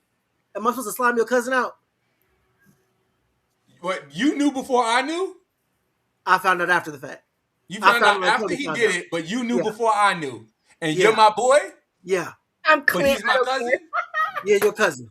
You get more credibility. You should have rode on my cousin, and then I would have rode on you for riding on my cousin, but then I would have understood. And we would have rode on my cousin together. No. I love that. Why? Because if I was Tony Stark, I would have went at Bucky just like he did, because that's my parents. That's my mom. You came out my mom. That's now, my mom, as Captain bro. America, I understand. as Captain America, though, that's my boy. That's my day one. And that's who I'm riding with. So even and that's fair, and that's what makes the movie compelling. Yeah, they all were right. They all are victims. They all were right. That's what makes the movie compelling. But also, they didn't have to gang them though. But Murder they is not right. Murder is not right. You're talking about he was going to murder him. It wasn't like he was going to whoop his ass, take him to get ice cream, and had him show him where he had him fucked up on a map. No, he was going to kill him. Yes, well deserved. Well deserved. Well deserved. You killed my mom. Like, I'm letting you know, it would be on site. Like, that's and wait, JB, didn't you just say that Jean Grey got an answer for her crimes? Look. Yes, she does. He's a murderer. At the end of the day, whether he was brainwashed or not, he's a murderer. Dean did what she did with full knowledge of what she did, control of her actions. That guy that jumped in front of the taxi, he didn't have a choice. And guess where he's at? The pearly Tell gate. that to all the victims that by the hand of the Winter Soldier. It don't matter. Let's flip this. Let's flip this real quick. So, should Wanda kill Tony for killing her parents? First of all, Tony didn't. That was war. Tony didn't send that. Tony didn't send the missile. That was somebody that bought Tony's weapons. Do we go after gun manufacturers? No. So Tony didn't kill Wanda's parents. Whoever was in war that bought his weapons did. Let's see. I'm just gonna let you know this, JB. I'm just letting you know right now. How does it feel to be Reggie? The whole chat is against you. The whole chat is against you. And I'm not saying that he should have killed Bucky. All I'm saying is that his reaction was valid. Because I hear you, JB. He didn't know what he was doing. I personally, I don't think that he should have killed him. Gave him his piece. Let's duke it out for sure. But I just think that he had a human reaction. That's my argument. Killed his mom and is on site from then on. When you in the bathroom, I'm gonna be there. When you watch TV, I'm gonna be there. When you at the Quick Trip, I'm sliding on you. Meanwhile, you get no Bucky. Meanwhile, Bucky out here like, I think I want this. It just happened. He had no control. And just like Al, just like the daddy. And everybody know Al needed his ass whooped. Everybody wanted Yes. Uncle Phil to beat Al's ass and drag Al up and down Bel Air. Just like you wanted Tony Stark to whip Bucky's ass because he killed his mother. That's all the reason. We're talking about Dumber stuff for intention. dumber reasons, all right? We're talking about intention. Look at the end of the day, Black Panther whipped the real person that needed their ass beat. That's true. And stopped him from killing Tony himself. slander. But look It's how gonna far, be look how Tony far slander. Black Panther was going to go because It's he killed gonna his be dad. Tony slander. No Tony Black slander Panther on my broke watch. 45 international laws to get justice for his daddy, okay? Man. It's JBV the world. Dog. I'll fight every single last one of y'all. It's definitely Tony slander around here. Look, it wouldn't be justified because I've done nothing to your mom. But on the flip side, if I did, you'd have full right to go crazy because that is what you can do. If you did something to my mother and you know that you did something to my mother within the full knowledge of realms of your mental capacity, I gotta get you. I gotta get So you. you're telling, let it slide. You'll let it slide if somebody's brainwashed though, and they do something. You're just gonna look at him and say, "You know what, brother? You didn't know what you were doing. It's fine. That's what you're gonna do." I'm not gonna kill him. I'm not gonna kill him. No. I didn't say you're gonna kill him. I said, what is your reaction going to be? Are you gonna be to logically sit here and say, "Oh, you didn't know what you were doing. It's cool." Be honest. I will try my best. If I knew, I will try my best, and not me. Being honest. He don't. Tony does not. Everyone's reaction be the same, but not the same because it's also your control. Because again, for Tony me, thank you. He don't. In that moment, I would have definitely reacted like Tony did. But I feel like she was saying earlier, if they had a conversation and he was told in a different manner, he probably would have reacted, but not as if. Not as severe. Y'all are giving this man way too much. Y'all, are you just going to negate all the character building this man has gotten? Like, come on now. He's had so much character development. Everything is not his fault. See, y'all take it to hell. Y'all take it to hell. Y'all take it to hell. Somebody in the chat did. Y'all take it to hell. No, it's not. Tony is the way Tony is because his parents weren't there. Bucky is the reason why Tony turned out the way he is. I'm just saying, like, yo, look, if you sneeze on my mom, I'm going to fight you. I got to be honest. That Tony Stark would not be Tony Stark if his parents were still alive. And he built his first engine at like 12 years old. He graduated from MIT at like 16. The chip on his shoulder came from not having his mama around, bro. The chip on his shoulder came from not having his daddy's approval. Look, either way, he could have, and now he'll never get it. You want to know why? Because of Bucky. Because of Bucky. Didn't he finally have his daddy's approval in Iron Man 2? I mean, he got it in a retrospective tape. I'd rather have my dad around.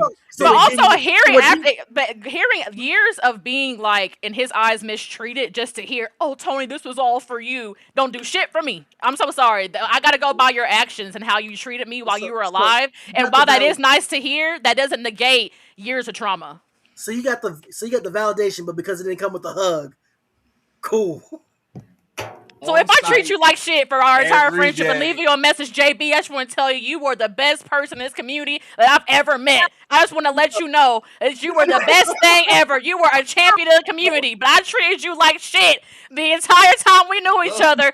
So it should be good. It should be good. I'm gonna be like, I know, but still fuck you. Exactly. Exactly. Oh man! Every day he wake up, he gonna have to schedule his Starbucks, his dump, and then these hands because he killed present fathers, man. Present fathers. You don't want your kid to turn out like a whiny man child, like Enos. Not too much. Not too much. Big ups to the best dad in the MCU, Yondu.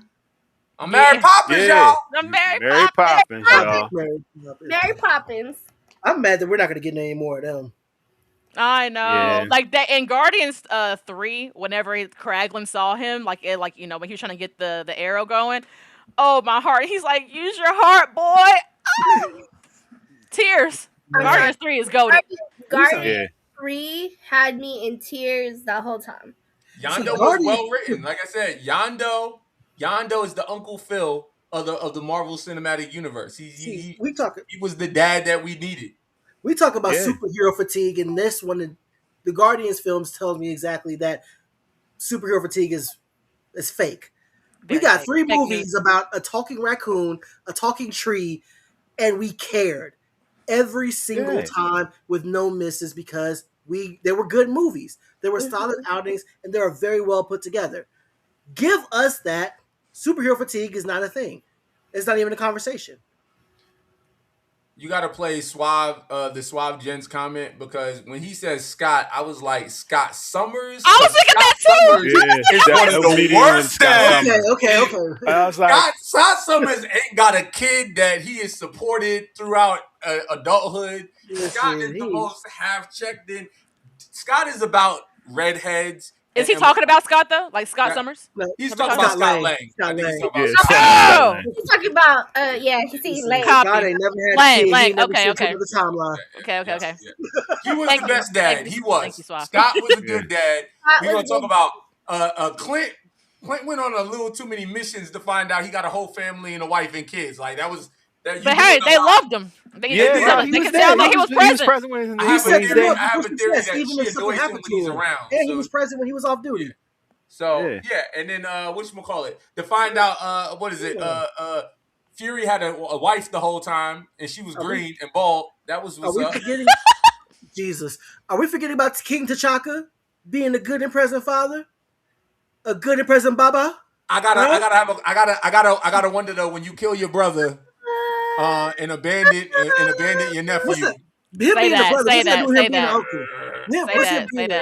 All I'm saying is this: the other day I got in trouble because I said Moesha's dad wasn't so bad. So if you're gonna give T'Challa, you said that. You said what?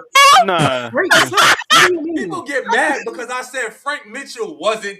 Frank Mitchell made a mistake, but he also kept paying for his son and he was active and a present uncle in his son's life.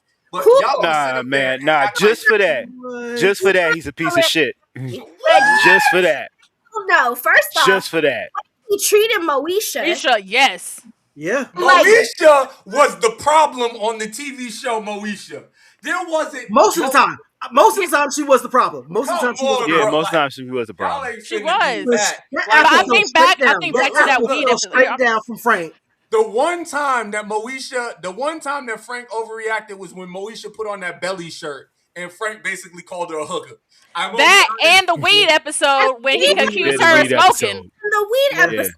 Look. All I'm saying the weed is, episode. But let's be honest. Your parents wouldn't have done the same thing. You know what I'm saying? Like, all I'm saying is you wear a backwards hat and you're like, oh, stop gangbanging. It's like, I'm not gangbanging. I just wear my hat backwards. You know what I'm saying? Like, that's how your parents were. He had a whole secret child that was their cousin.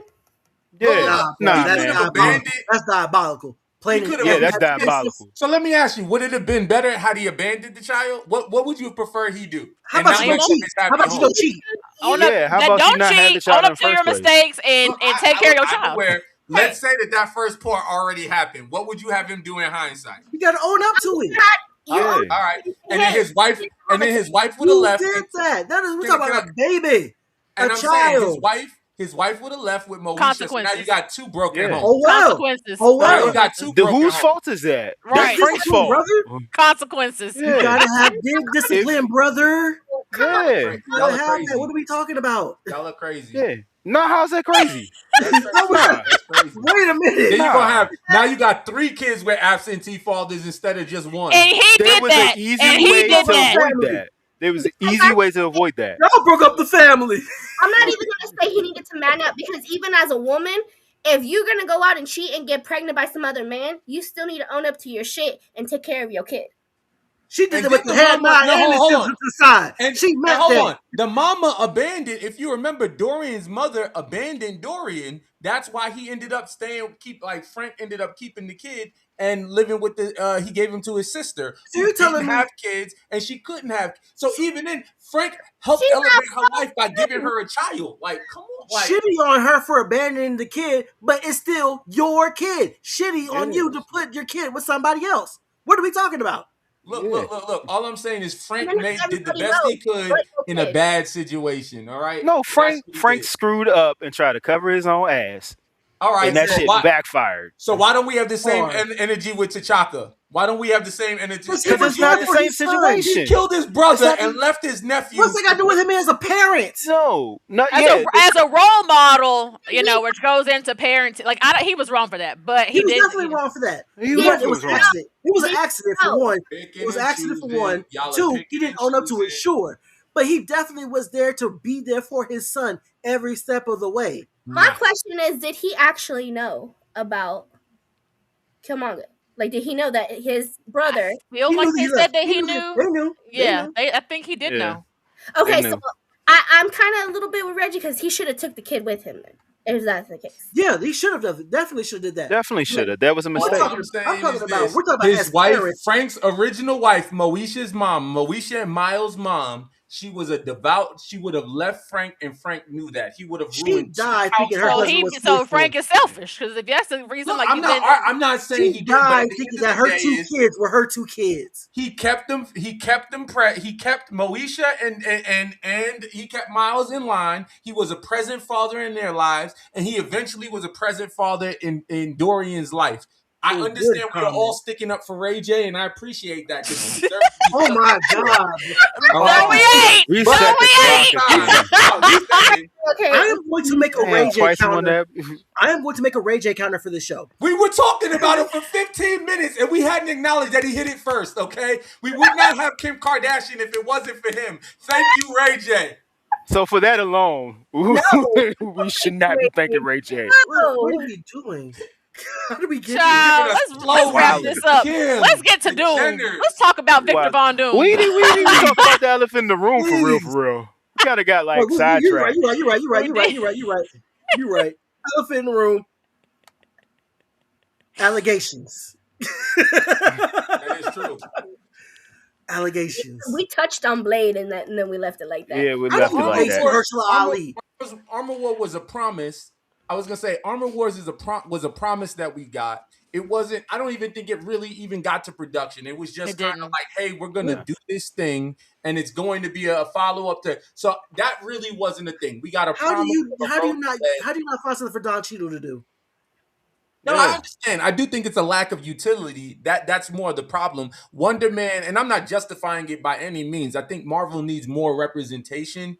I just Absolutely. think in the times that we live in, that's asking for a lot right now. And maybe in 2 years, it won't be so much to ask for. But for right now, it's a little too much to ask for. But Wonder Man, we're not gonna act like Wonder Man was great cinema. It was the greatest thing smoking. I enjoyed it. I liked it. But I do realize it was an acquired taste that most Marvel fans did not get on board with.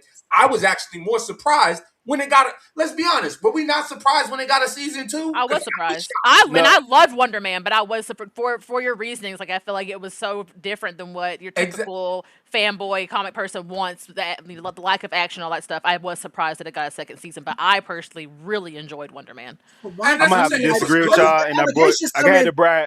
had to bring up the receipts because it had a strong audience score. So people that watched it liked it, and it had a really good critic score as well.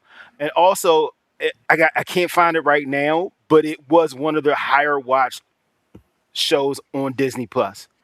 And it's interesting So- because Yaya said something about like how still like the numbers or like wasn't there, and so like that is kind of what they told That's him. what I think it was. That's I what heard they the told numbers him, but that apparently was incorrect. I mean, me and JB have been talking about this for a while, Yeah. and it really kind of like I think I kind of like trauma dumped on him for a little bit. So my bad, JB.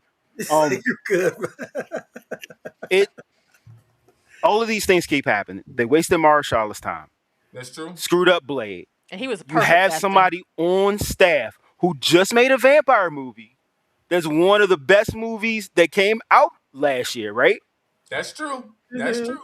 And wanted to work with the IP. Wonder Man got renewed then canceled. Yeah. And just countless other things. It feels like a microcosm of what we are going through as Black Americans in this society today under this administration. I had a talk with one of my coworkers at lunch on Tuesday, and we were talking about like, DEI or whatever. And like, look, everything's political.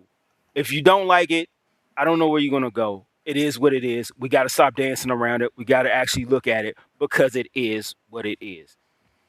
Like we are kind of going through the same thing at work with DI projects getting cut back or kind of like not even being shelved, just being talked about differently.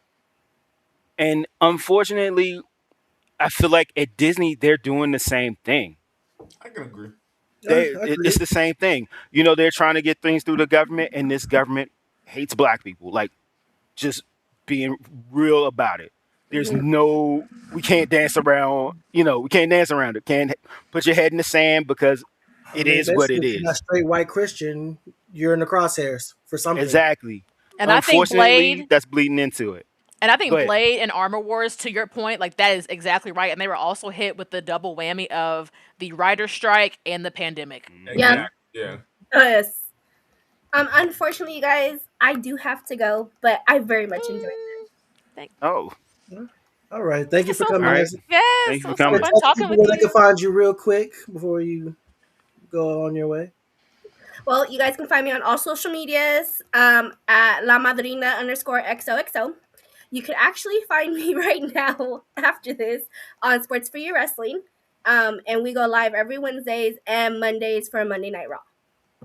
Yay!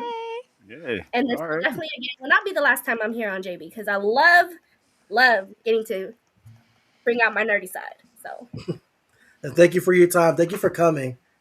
bye, y'all. It was nice meeting you guys. Bye. Have a Nice good to show. meet you. I'm gonna pop in when we're done here. Okay. All right.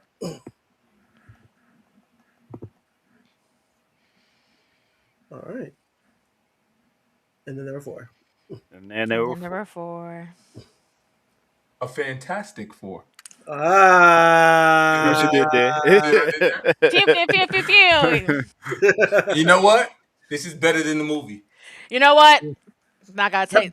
Give me that bar's low. train. That bar's low. Yeah. I have I no think problem with the fact that with the fact they played it safe because there's been so many bad Fantastic Four movies. I'm okay. I can agree with that, but are we not going to sit up here and act like the first steps was very similar, if not almost the same, as Rise of the Silver Surfer? No, Like No. we're not going to act No, like they were not the absolutely same. not. movie? I Yeah, cannot absolutely subscribe to that. not. We're not. First of all, we didn't okay, get a Dookie Cloud and call it Galactus. So no. all right. Yeah. Look, minus the Dookie Cloud. Dude, That whole wow, it's Silver Surfer crazy. exchange with Johnny, like that, like the chase didn't bring back nostalgia for you. I didn't think about Remember that that? movie Okay. once when I I watched did not. it. Yep, Exactly. I didn't think about that movie once. I I looked haven't at thought that's about not that even movie since it came out. I was gonna say nobody's going to Right. go see that movie I didn't think again. about that Like, movie this whole year till just now. So thank it's you. just a thing that happened one time.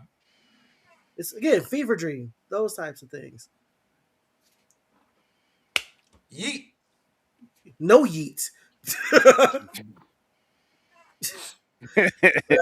Wrestling hype. Pew pew. We definitely talk about. Greatest run of his life right now. Greatest. Oh my Yo, god, that shit is so it's insane. great. That It's shit is great. so insane right now. All right, let's get back on track, y'all.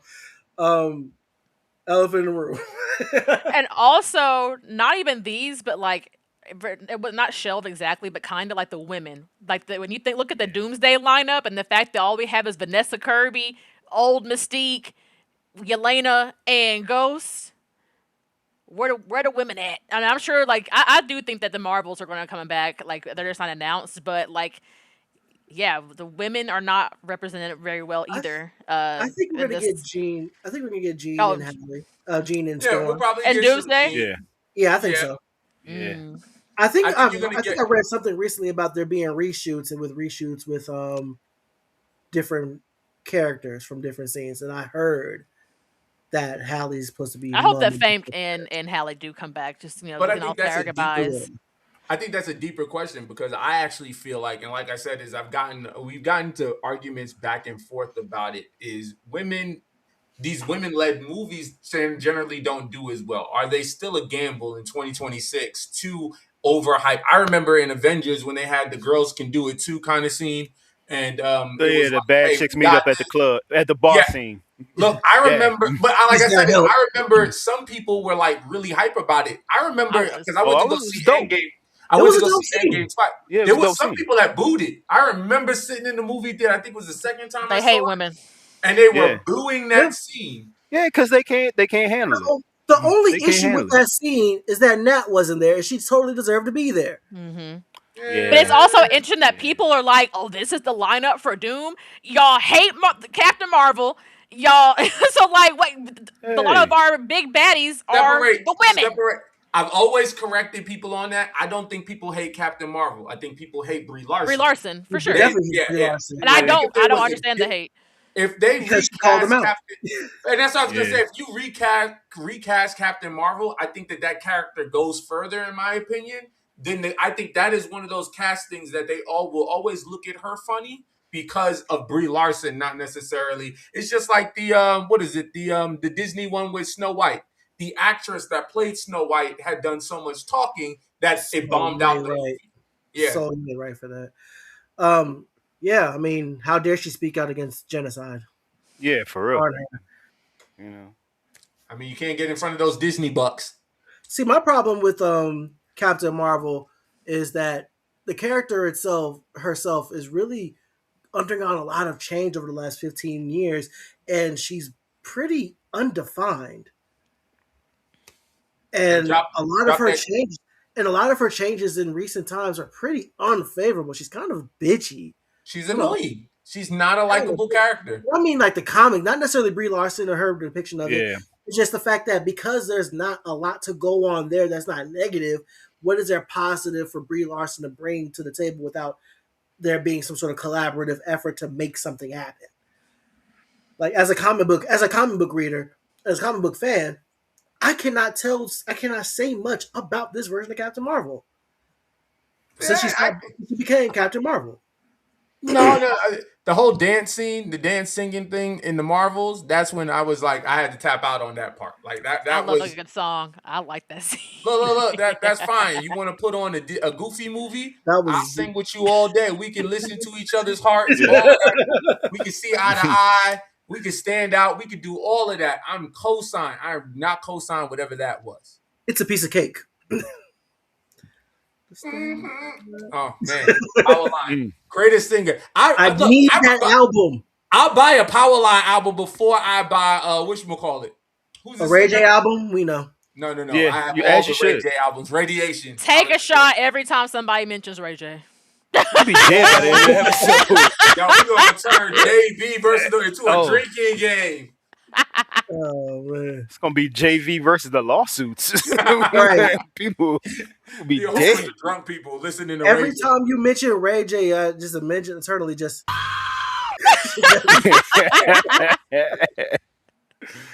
Look. Don't say nothing when the Zeus gets a phone call like, "Hey, y'all are supporting him," so you know what? We gonna put y'all on Zeus. listen. Give me a Raycon sponsorship, and we can talk about Ray J every week. Yo, put up Spaw's comment. Put up Spaw's comment. See, JB, you playing. We finally get some support. You're not gonna support the movement? Thank you, Ray J. I don't even know how we got here. I never know how I'm sorry. Yeah. He did something in Steel one time, and I really liked the movie. I'm the one person that liked the Steel movie with Shaq. I love that movie. Okay, like it is campy, it's terrible, but I loved it. And Ray J was. Damn. Okay. I walked right into that one. You did. You did. It's all right. It happens to the best of us. Let's move on. Let's move on. Yeah. Keep it rolling. Yeah. Doomsday cometh. Oof. Okay. What are your expectations that we get as we get closer to this movie? What are y'all looking forward to? What are y'all thinking? Do you really want to know? I'm looking forward to Doom being right. I feel like Marvel has kind of teetered that line of like the villains having valid points. I feel like people kind of agree with Killmonger, people kind of agree with Thanos, but I think that people are actually going to agree with Doom, and I do think that could be Strange, like Doctor Strange, like the guy with the mask, one of his little flunkies. That could be Strange, but I do think that, especially with him saying like you all have lived stolen lives, he's right, and I'm looking forward to that inner conflict of like our heroes having to sit with the decisions that they've made and how that has impacted the larger scale. That's real. Good point. That's really good point. On a smaller scale, I'm expecting um, Namor to have a heel turn inside with Doom. Yes. Because Mm-hmm. it's two things about Namor. It's two things about him. One, he'll turn his back on you. One, he'll turn his back on you. And two, he ain't never seen a relationship he never want to break up. He's the original Yeah. simp. Get you tell you He's let him Mr. know. Steal Girl, the OG Mr. Steal Girl. Yep. Mm-mm-mm-mm-mm. Mm-mm-mm. I think it's too much expectation. I think that people's expectations are very high for this movie, and there's more ways than it can fail than it will be successful. I think it will guaranteedly make $1 billion because now all you got to do is throw an Avengers on it, and the movie does oddly like it's going to destroy. You're bringing back everything that people love. I think it's also more in the vein of who are you going to see. I care very little about honestly, if I'm being honest, I care very little about our current lineup to some extent. I more or less want James Marston to get his redemption as Cyclops. I want a Please, comic book accurate Cyclops. I want him. I want to see the when he gets down and he blasts. I want to see that Sentinel eat it. I want X-Men '97 Cyclops for 5 minutes on screen. They owe me for the second X-Men movie with him and they owe us for the third one. Okay, For so sure. you owe me yeah. I want the comic. I want Nightcrawler to put in slight. I'm going for the 20th century X-Men that I was owed. And I'm going to see them close out, which honestly is part of the reason why I went to go see Wolverine and Deadpool, if we're being honest. For a certain generation, it's a big level of closure. And I think that that's what I will be achieving most by going to see that. But the current storylines, I'm just waiting for Anthony Mackie to get screwed out of being Captain America because you know they're going to do that. Yeah, it's Um, gonna happen. I would love it if he would just say, "I'm not Captain America. I'm Nomad." They did it in the comic book. I'm not Captain America. I'm Steve Rogers. That's fine, but I'm pretty sure they're going oust them out of the Shield in the next 15 to 20 minutes, and we'll go back to the status quo because that's what this all is, right? It's a grand reset to get us back to some level of status quo so that they can keep pumping out more movies and actually start retelling some stories all over again to keep the machine going. So I have great expectations for it, but it's not for the new group. It's for the old group. I want to see them get the shout that they deserve. But I mean, let's acknowledge this for what this is, though, Reggie. This is a Hail Mary. It is. This is a Hail Mary. For the last couple phases, these movies, the quality has decreased immensely. So, and that's just what that is. And if they want to retain us as viewers, if they want to retain the momentum, if they want to keep DC off their backs, which DC's not really in super danger of doing that right now anyway. But if they want to keep being uncharged, they want to keep this thing rolling, you have to throw this up, and you have to land this, because if you don't, you're in trouble. The franchise is in trouble. I If do you throw out I do throw out one argument though, and a lot of people say that since Endgame, Marvel has seen a decline, and I argue it's just in our expectation, and that's why I'm saying we're expecting too much because they've had more billion-dollar plus movies with this phase more so than they had any other phase. That came before it. And I'm talking about individual. I think before that, I was just pulling up the numbers. Civil War did $1 billion. But after Endgame, coming in after Endgame, you got things like Spider-Man did $1 billion. Yeah. You have No Way Home did $1 billion. You Yeah. have where was the other one? Wolverine and Deadpool did $1 billion. Spider-Man Brand New Day did $1 billion. So you do have $1 billion. Yes, they're all Spider-Man. So just note that Spider-Man is $1 billion franchise. most popular hero in the world. But I will just argue that you have had more $1 billion successes post Endgame than you had pre Endgame. But I would still argue our expectations were not met with what they were putting out coming forth. No, My not at opinion, all. yeah. And I think a large part of that is the fact that up until a couple years ago, they were just churning projects out left, right, and center. Yeah. And I agree with you, Rich. Like when I think back, like I feel like, and I see both points, but I think like when I think about phase one, when I think about movies that really stuck with me, it's like it's not all of them. It's Winter Soldier. It's the first Iron Man. It's like there's a lot of the duds in the Thor franchise. Like like there's Yeah. that they have duds even in the beginning. Like it hasn't been hit after hit after hit even before where we are now. So I think Look, maybe man, like even Steph Curry misses, that's true. right? This was John was coming in with the like from out of nowhere from downtown with it. yeah. Yeah. But I think you have a show right there. We can sit down and go side by side, start in 2008 and start with the Incredible Hulk and start listing all the movies down, and you could put them in the hit or miss category.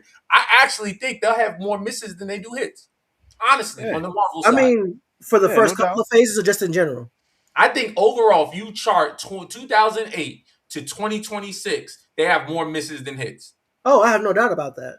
Yeah, it's just that the hits hit so hard. They hit, it The hit highs, really hard. the highs And are so even- high, they outweigh the lows that might be multiple, but they're not. They don't outweigh the highs. And then you For got sure. a lot of those. I think you have a lot of fringes that we would consider Yeah. misses. And even in the Yeah. ones that are straight up misses, there is something to take away from it. Here's a Whether great it's example. post-credit scene Iron or- Man 3. Is Iron Man 3 a miss or a hit? It's a miss. It's a miss, right? Yeah. It made $1 billion. It's a hit. It's a hit. Oh, yeah, I'm just saying. Hey, it made $1 billion. So it's It a hit. did. It's a hit. It did. You right? So that's why I'm just saying, I think critically our expectation had grown. Would I have done that one for Iron Man 3? Absolutely not. No. Did I think the plane scene was campy? The villain was campy. The last fight was dope. The last fight with the suits, and he was popping in suits. Take him to church. That Take was him to church. That was dope. Absolutely.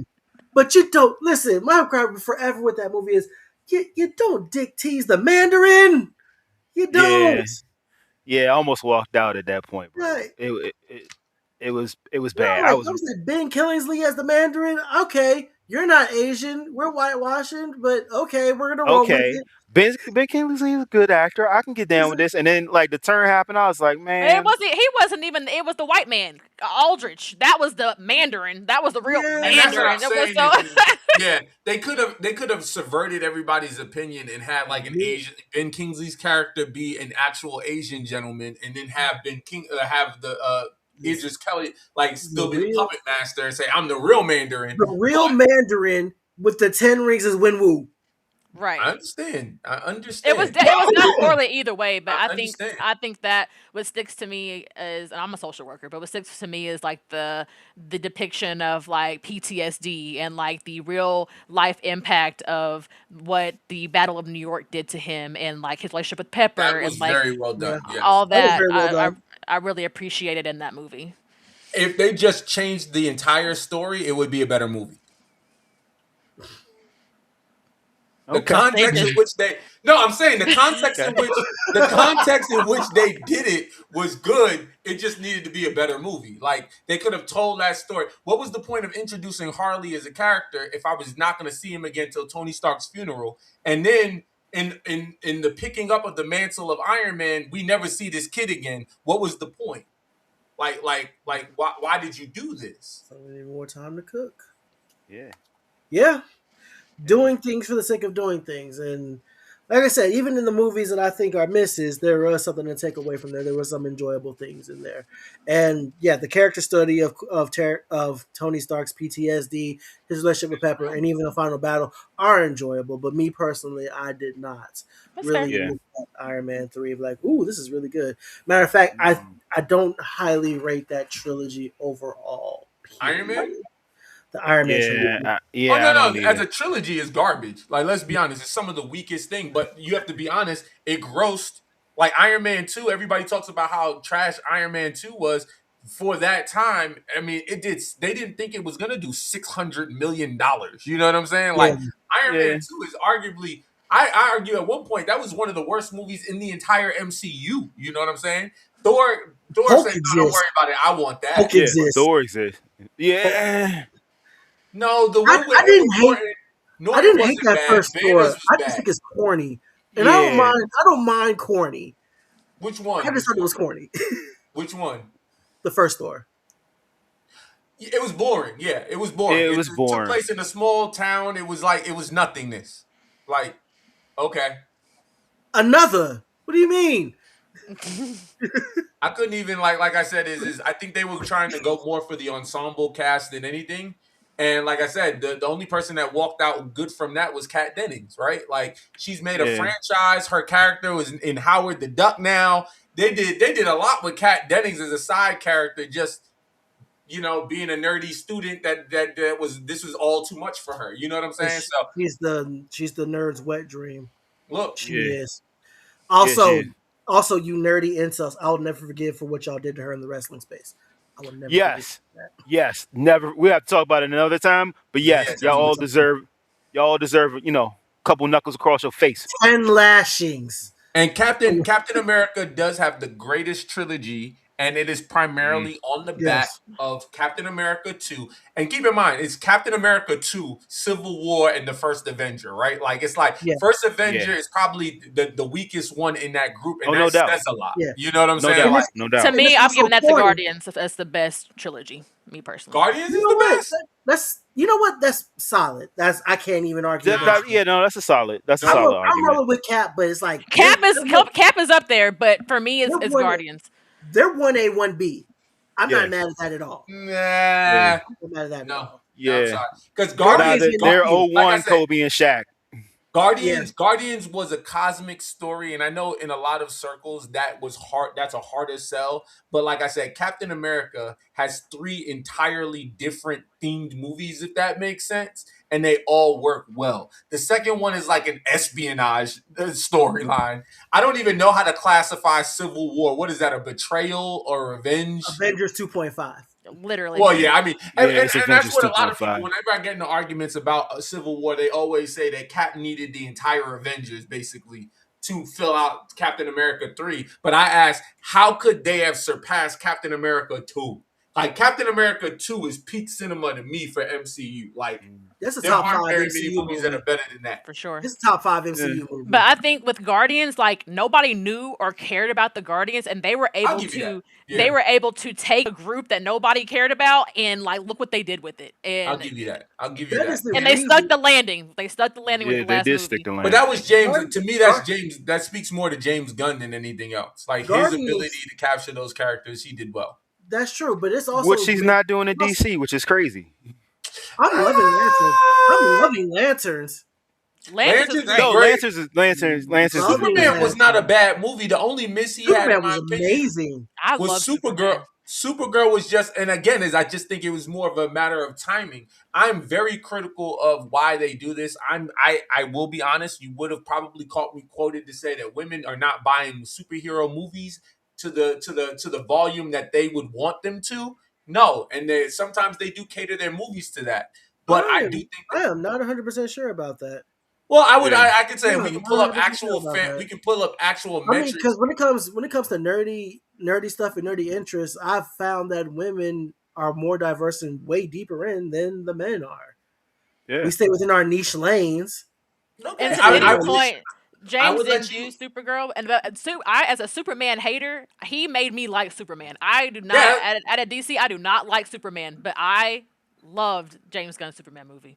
Superman was a throwback. It was finally. I was not like I said. Henry Cavill was a good Superman, but his movies were not good Superman movies. Why? No. Because Superman inspires hope, and those movies were the opposite. Like I don't like the Snyderverse. I'm that guy. I don't like. there Yeah. aren't I ain't very like the many- Snyderverse either. Yeah, there aren't very many redeeming qualities to the Snyderverse to me. I think it No. hurts DC legacy more than it helps its legacy. Absolutely. And that's it's the Snyderverse as well as Ezra. Was it Ezra Miller? Ezra Whatever. Miller. The Flash, Yeah. yeah.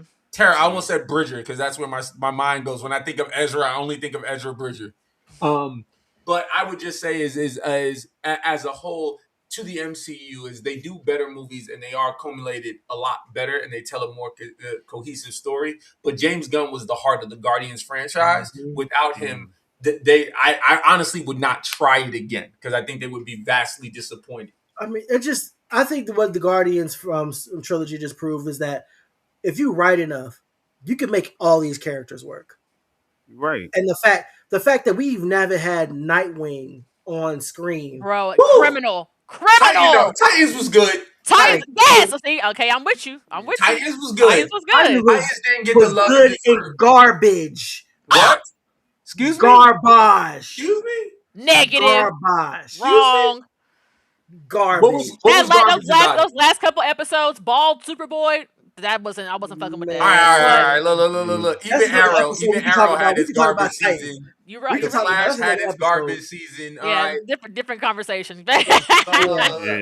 Look. They all have had their moments, but Titans overall, his arc from Robin to Nightwing to now he's got to train a new Robin. That story arc was amazing. Even Jason Todd, as unlikable as that character was portrayed in that, gently makes you root for him by the end. Yo, he was snapping real hard. He wants to be Jason Todd again. They had Sir Friendzone from Game of Thrones as Batman. Look. All right. Sir Friendzone? There were a lot of, but they wanted to set the expectation really early. Sir Friendzone? He's like, this Batman is old and decrepit. You are not going to get the Batman. Joker. Yes, he was balding. Ain't no way I'm gonna look at this man in a suit and be like, and he ain't fine. Batman fine. So hold on, I just want y'all to note his Robin was like 32. Okay, like come on, like he was 27 at the start of the series, which is way too old, by the way. That's what I'm saying. They played them all older. They sped everything up, and my problem is that's why it looked a little weird. You had an older Nightwing was in his early 20s when he became Nightwing. He gave up the mantle of Robin, and some people he was 22 to 24. Yeah. In this one, he's in almost 30, and he's no longer Robin. So that's what I'm just saying is like they pulled it out. If anything, you have to explain to me how electricity killed Wonder Girl. That's what I'm trying to figure out. How does a bullet kill an Atlantean? Need to explain to me how a light post killed Wonder Girl. I need to know that. Fucking Pikachu killed her. Ain't that a bitch? I'm just saying. Stand that show. But I think the expectation for Avengers is going to be very high. They're going to make $1 billion, so they're going to keep going. But let's be honest. As good as Doomsday is going to be, we are not really locked in for Doomsday. We care about Secret Wars. And that is going to be transformative. That's what this is all for. This, I got to be honest, I'm going to use a terrible analogy. This is all foreplay. That's all this is. They lit some candles for you. They're inviting you into the bathroom. That's what's about to happen. And we're about to have some post-Doom clarity. Ha! Nailed it. Nailed it. Post-Doom clarity. Let them know. Post-Doom clarity. This is a love affair that's going to be with Secret Wars. That is all this is. Because they're about to get cooked. Yeah, absolutely. They can lose. Who cares? It's all going to get reset in Secret Wars. I think Thor. I think Thor's out of here. I think Thor is done. I think it's a lot of people. A lot of the original group is going to be cooked, if not everybody. They should all get recast. I mean, look at the X-Men. They're about to put everybody on rookie deals, like I said last week. Yeah, the ones that are dead. The ones that are dead. Which is going to be just about everybody. Everybody about to get put on rookie deals. About to set the draft up. But that's what I'm saying. I think we need a new Tony Stark. You know what I'm saying? I'm just being honest. Like Tony is too integral to too many storylines for him, and I appreciate Robert Downey Jr. stepping back. But even like I said, you need Tony Stark to tell some of these stories effectively. Even have him pop in. Look, absolutely. They should have done that. They need to have somewhere in the storyline. They need to have Terrence Howard come back and be like, "Hey, Rhodey, you stole my life." You know, Iron Man. Nah, he too busy trying to make up new numbers. He ain't coming back. Terrence done. We're gonna see the Empire revival come out soon. That's cold, Tony, baby. I'm crying. Look, but all I'm just saying is it's all lead up. It's gonna be exactly how Infinity War was into Endgame. And like I said, the big thing, and I gotta be honest, I don't honestly think people are even looking forward to that. They're looking forward to the rebooted MCU. What is the world going to look like when the mutants get here? And you're not going to get that. I was just having this conversation with somebody this week. You're not going to get that until 2030? You're going to start 2028. Yeah, 28. But when does the 2028. new Black X-Men Panther, we movie get come out? Black Is that Panther, 2028? Ghost Yeah, Rider, and 28. 28. All right. 28. So that's Yeah. when we'll get our first glimpse of what the new MCU looks like. And let's be honest, we probably are not going to get our new Tony Stark in 2028. We probably are Nah. not going to get whatever Captain Let's America. find out what it is first, because I know that we're going to keep having Sam as Captain America. And from what I've heard, and these are just rumors, so take it with a little grain. What I've heard is Mark Ruffalo's done after this. Yeah, I've heard, that's pretty much it. Yeah, yeah, he's I've done. heard that I he's mean, what done. else can you really do? Karen Gillan is making an appearance at some point between these two movies as Nebula, and it'll be her last She appearance as done. well. Yeah. Yeah. But I feel like Kevin Feige said that he kind of wants the future to be like less connected. That way people, kind of what you were talking about, Reggie, people can come in and experience these movies and not feel like they have to do a bunch of homework. So I'm wondering how they're going to do that. But I gotta be honest, the connective fiber is what, like, when you look at a movie that technically would like I gotta be honest, when you look at certain movies like Iron Man 3 that would not have normally done as well as it would have done, but it's interconnected to so many things. So I have to watch this to get the aftermath of Endgame of what happened in the first Avengers movie, stuff like that. If you remove that connected fiber, it is less incentivizes some people to go see movies, and they have to be willing to take a hit to be able to achieve that, if that makes sense. I think, Because to be honest, if I don't have to watch something because it's not connected, I might skip it. I think Brand New Day did it best, because we already know New York is littered. But just having the Punisher and Jean and having Spider-Man there with the way they did the rogues and the different villains, I think Spider-Man did it 3. If they can keep it like that, like don't go so grandiose with it, but just kind of keep it contained. I agree with you. You can keep it going. I agree with you, but the montage of all the villains that Spider-Man beat in the first like 10 minutes of the Spider-Man movie is the Spider-Man movie we should have got for this movie, not the Jean Grey origin story. Tombstone looked too good to only have 5 Tombstone? seconds Tombstone. of screen time. Yeah. We better see Tombstone again. I'm not. All of those I just was cameos. looking forward to see Crondon just say some Right. type of slur. Right. Yeah. I was looking for that. Yeah. And I'm saying, how long are we gonna have to wait? Thin lip web weaving son of a. I'm just saying, how long are we gonna have to wait for Vincent D'Onofrio to finally encounter Spider-Man? Like, how long are we gonna have to wait for Kingpin to have a showdown? See, with that's a Sony issue. That's a Sony. issue. I know, I get it. That's I'm the saying problem. is like clearly they can join together to make money, because when you sit down talking about every Spider-Man movie has done billions of dollars, so everybody's eating when Spider-Man is working with the MCU, and Sony and Marvel are on the same page despite email leaks. But I'm just saying is nobody signed up for the MonsterVerse. Craven was double garbage. Morbius super trash. We don't talk about them. We don't talk. We about don't talk about Bruno. I know we don't. I know we don't talk about Madam Web. That too. We don't talk about none of them. Okay. None of those things happen. So we don't talk about Sony. There's no war in Bossing Say. You know what? Exactly.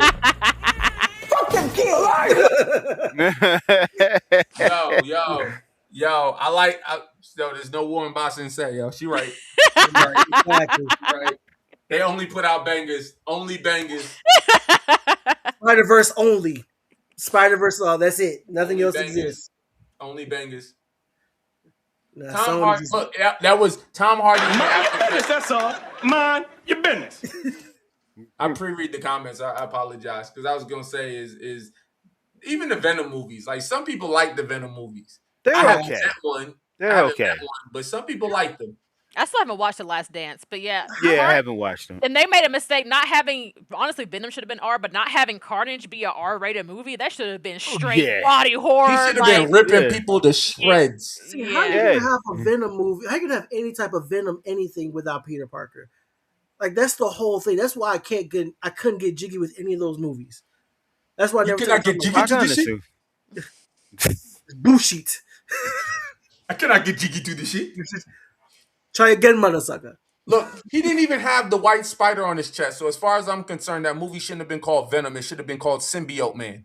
That's it. Man. He's a Symbiote Man. That's it. Symbiote Man is crazy. Jilted lover. He's just jilted lover. Look. That's Venom's whole thing. Look, I was over it. It was a bad movie decision. Hold on, can I think of a worse movie decision? Oh, Jordan in Batman 3. Jordan Gordon-Levitt as Robin, but not really Robin. I refuse to say his name right because he has an obnoxious name. Of things with the Dark Knight Rises. Yeah, look, it was too much. It was like there was a lot of things happening that was just kind of like, huh? Jordan Warden. I don't First like of all, it. where that hole at? Where was that hole located? How did Bruce get back to Gotham? Explain to Didn't me it blow up? why. Did he swim?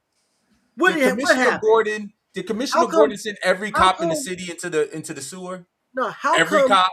How come if you knew the city was under siege and the stock markets were also under attack, how come he didn't get his money back? How come he stayed broke? He sent every cop into the sewer. Every cop in the whole city went into the sewer at one time. Every single one. That was dumb. Yeah, it was crazy. With little pea shooters. Pew, pew, pew, pew, pew. Denny, Clayface is about to eat. The horror community is going to show up and out for Clayface. Yeah, I hope so. I think I hope so. I hope so. I'm showing up for it, but I hope it gets a following. And I'm the only person that says this, and I stand by it. There was a Pennyworth show that was on Stars, I think it was, and it told the story of Alfred pre-beating Thomas Wayne and Martha Wayne and all of them, but it actually puts them in a different context of like espionage to a big extent. Like Thomas Wayne was actually like a spy and something like that. It was a great movie, great TV series. I want to say it was on Stars or one of those, but check it out. Within those vein, it is very, very good. If you like those superhero adjacent type shows. Slander of the Dark Knight. First, it's very easy to slander the Dark Knight because, like I said, Dark Knight Rises is terrible. Heath Ledger's performance and his death have magnified the what is it? Dark Knight, the second movie. The first movie was good. The second movie is great. The third one is terrible. We just have to be honest. The third one, Batman Begins is so overlooked. It is very well done. Overlooked. Very well done. Very psychological horror. It was pretty good. It's better than Matt Reeves' The Batman, the first one, because that whole third act of The Batman was for somebody. You know what? I don't even know where to place Matt Reeves' The Batman, because it's such a year zero type deal. Yeah, year one. Yeah, it was year one. Year one. Excuse me. That fight scene in the train station is better than he's still young in the game, is what I'm saying. He's still developing, and when most iterations of it, we go from rookie to veteran, or he's already just been in it every single time. So to see him as a detective, still learning how to be Batman and how to balance Batman and Bruce Wayne, it just makes it hard for me to rank it. I don't know, bro. I don't know. I'm just gonna be honest. Matt Reeves' The Batman is forgettable, in my opinion. I think it's more the vein in which it came out. It was not Matt. I thought it was pretty decent. Like I said, up until the third act. When by the time they get to, he's walking through the water and he's fighting the Riddler gang. At that point, I was like, where did this part of the script come from? Who added this part? Because it definitely did not feel organic. It didn't feel like it was originally. It didn't feel intertwined into the movie. What? All right. That is true. And plus, I don't like Andy Serkis's portrayal of and I found, just to be honest, Glitter Boy, I found him to be very annoying. You said who to be annoying? The man, Robert Pattinson. I still call him Glitter Boy because he will always be Twilight. Oh, yeah. He'll always be Twilight. Yeah. The baddest. Glitter vampires. I'll never look at the same ever again. No, I feel like Robert has done such a good job at breaking out of that. Like, really? What's your favorite Robert Pattinson movie? Mickey 17, The Odyssey. But Mickey 17 is my latest one. Hey, that's a good movie. That's a good movie. I will give you that. I saw it on a plane. I did see it on a plane because I feel like that's the only time I could consume that movie. But I will give you Mickey. The Odyssey just came out. It was going to be great. I wouldn't say it was great because of him. But as soon as I'm able to get that beggars clip, somebody get these beggars out of here.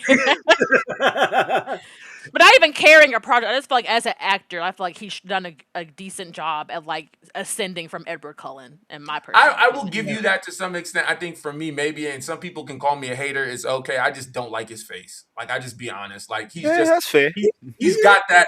He's got that mopey, like, he's got a punchable face. Some people do. Yeah. Some people got punchable faces. when I see him, I'm just like, yo, I just didn't like him as Bruce Wayne. Like I like. for me, it's Terrence J. I want to punch Terrence J in the face. You don't like Terrence J? From 106 and Park?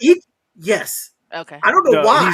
He's a good dude, bro. I met him in Miami one time. He's a good dude. I imagine he is. I have no personal vendetta against him. I just want to cock back and just give him one of these. Terrence J. Sorry. My wife feels that way about Drew Sidora from the game because she stole Derwin away from Melody. So every time, but Durham was trash. It didn't matter what Drew did. Durham, that's a toxic relationship. Durham right was there. a great guy. Wrong. Derwin. I see both sides of the Derwin and Melanie thing. I think they were bad to each other. They were toxic. Yeah, they were toxic. Melanie was insufferable. They were bad to each other. Look, Black men don't cheat, man. Everybody has that one person. Mine is Robert Patterson. Robert Patterson. No, not the writer. Isn't he the writer too? Is that the same guy? Different guy, right? Who? Robert Patterson's also a crime writer, isn't he? Yeah, he is. Yeah. Never put two and two together. Like he's a superb actor. No, I think he's done a lot to kind of break away from Twilight, and I applaud his effort because honestly, I can't think of him as in any like subpar performance in anything I've seen him in post that. The drama with him and Zendaya, that was also a good movie. Oh yeah. Dang. Yeah, he got a bag. He's got a bag going. For what? The drama. Actor. Yeah. That movie with him and Zendaya that just yeah. That movie was a little weird though. And I gotta be honest, I don't know if it was Zendaya or him. Their chemistry was a little weird. Was it just, and I know the movie was supposed to be like uncomfortable, if that makes sense. Yeah. But I just didn't. Maybe it was me. Their chemistry was a little weird for me. Like I didn't buy it, if that makes sense. The two of them, if that. And Jenny, that's the point. He wasn't sleeping. There was no balance. So a depressed Nepo baby, yeah, that was his whole thing in the Batman. Mm-hmm. Which is why I can't rate it, because he's still trying to find his way. Batfleck is still my Batman, bro. Batfleck. Batfleck. He's got the greatest Batman fight scene in all of Batman history. That warehouse fight scene is the greatest Batman fight scene. He was still murdering people, but you're right. You're right. Oh no, he was. But again, I don't like I said, is Snyderverse, right? Like, James Patterson, that's right. James Patterson, I'm sorry. Yeah. I was gonna say is you have to look at the Snyderverse in a bubble, right? Like we got a hopeless Superman and we got a murdering Batman. Like everything about the Snyder. Zack Snyder didn't read a comic book before he started producing the movies. Okay, like let's be honest. We have a murderous Batman that had his Robin killed by that Joker. And let's be honest. Ain't no way I'm looking at that Joker thinking he stands a snowball's chance in hell of surviving against that Batman. Look, I'm just going to put it out there. I didn't take him seriously because of that Harley. His Harley was annoying to me. Like, that Birds of Prey movie was rough. That Birds of Prey movie. You want to talk about one of the worst cinematic comic book adaptations? It's Halle Berry Catwoman and that Birds of Prey movie. Halle Berry Catwoman is the worst one. Is the worst superhero of all time. Yeah, it was pretty bad. I know people gave it a lot of love. Who gave it love? I give it love. I can recognize it's a bad movie that I love, that I like to enjoy. Right. I'm not saying it's a good movie, but I find it enjoyable.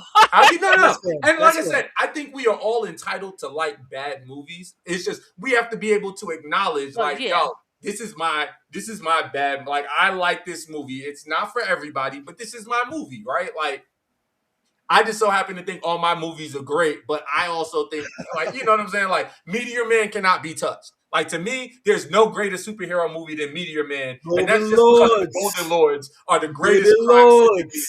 Look, they had matching suits. They had the Baby Lords. They had hierarchy within the gang. It was great, okay? Yeah, listen. But some people hate Meteor Man, you know? I don't know. First of all, only Nazis and dinosaurs hate Meteor Man. Look, that movie is fantastic. It was great. All right, let's start to wrap up here. We're getting late here. All right. Who is your guys' MCU MVP? Actor, director, character, writer. Russo brothers for me. Yeah, Russo brothers for me. Just doubling down, guys, huh? Okay. Bam. Yeah. Bam, you live with this? 10 toes down, baby. Damn. There it is. Let's Yeah. go. RDJ. RDJ. Okay. RDJ. That's a solid MVP option. Solid. I'm gonna go with Captain America. Stephen Grant Rogers. Despite his mistakes, he is and has been, even in his departure, the moral compass of the MCU. And he imparted the spirit of who he is into Anthony Mackie's Captain America. And for that, I think he's the MVP. If you're on Sam's side, if you're on Steve's side, you're usually on the side of moral right. So I say that is my MVP. My MVP is the Watcher, Stan Lee. Without him, there would be no Empire. We would have nothing to stand on. I always argue. I was a comic book fan back when it wasn't cool to be a comic book fan. Back when you got teased to read like you read comic books, you're a nerd. You know what I'm saying? Like chased home with a comic book in your hand. You know what I'm saying? So that generation to me is, I always say, I'm a true comic book fan. We would not have what we have. We would not have do you remember the old 90s Fantastic Four, or sitting down in your living room to watch Fox because they did a weird adaptation of Generation X in like 1998, and you just being so locked in just to get anything Marvel? It's got to be Stan Lee, and he was in what, 26? I think he has 26 Marvel cameos. The most of anybody in the MCU. 22. I think Stan Lee's in 22 Marvel movies across the board. And he will always be the Watcher. So I will say Stan Lee, Excelsior. Excelsior. W. Maybe you got to go with it in there, the heartfelt pick. Also, I want to give out a shout out to Agent Phil Coulson. Yay. Oh, Phil Coulson. Yeah, no doubt. Mhm. No doubt. Mhm. There would be no Avengers Nope. Without Phil Coulson. without Yep. Phil Coulson. The My backbone. dog. My dog. All right. Y'all already know. If I can go ahead and find it real quick. This time it is about time to head home. Is it over? Not to the fist jumps. It's over. All right. So, ladies and gentlemen, tell the people where they can find you. And we're going to start with Reggie. You can't. Ah! Plot twist. Don't Yeah, mind. flat I'm this. good. Leave Reggie alone. Just Reggie.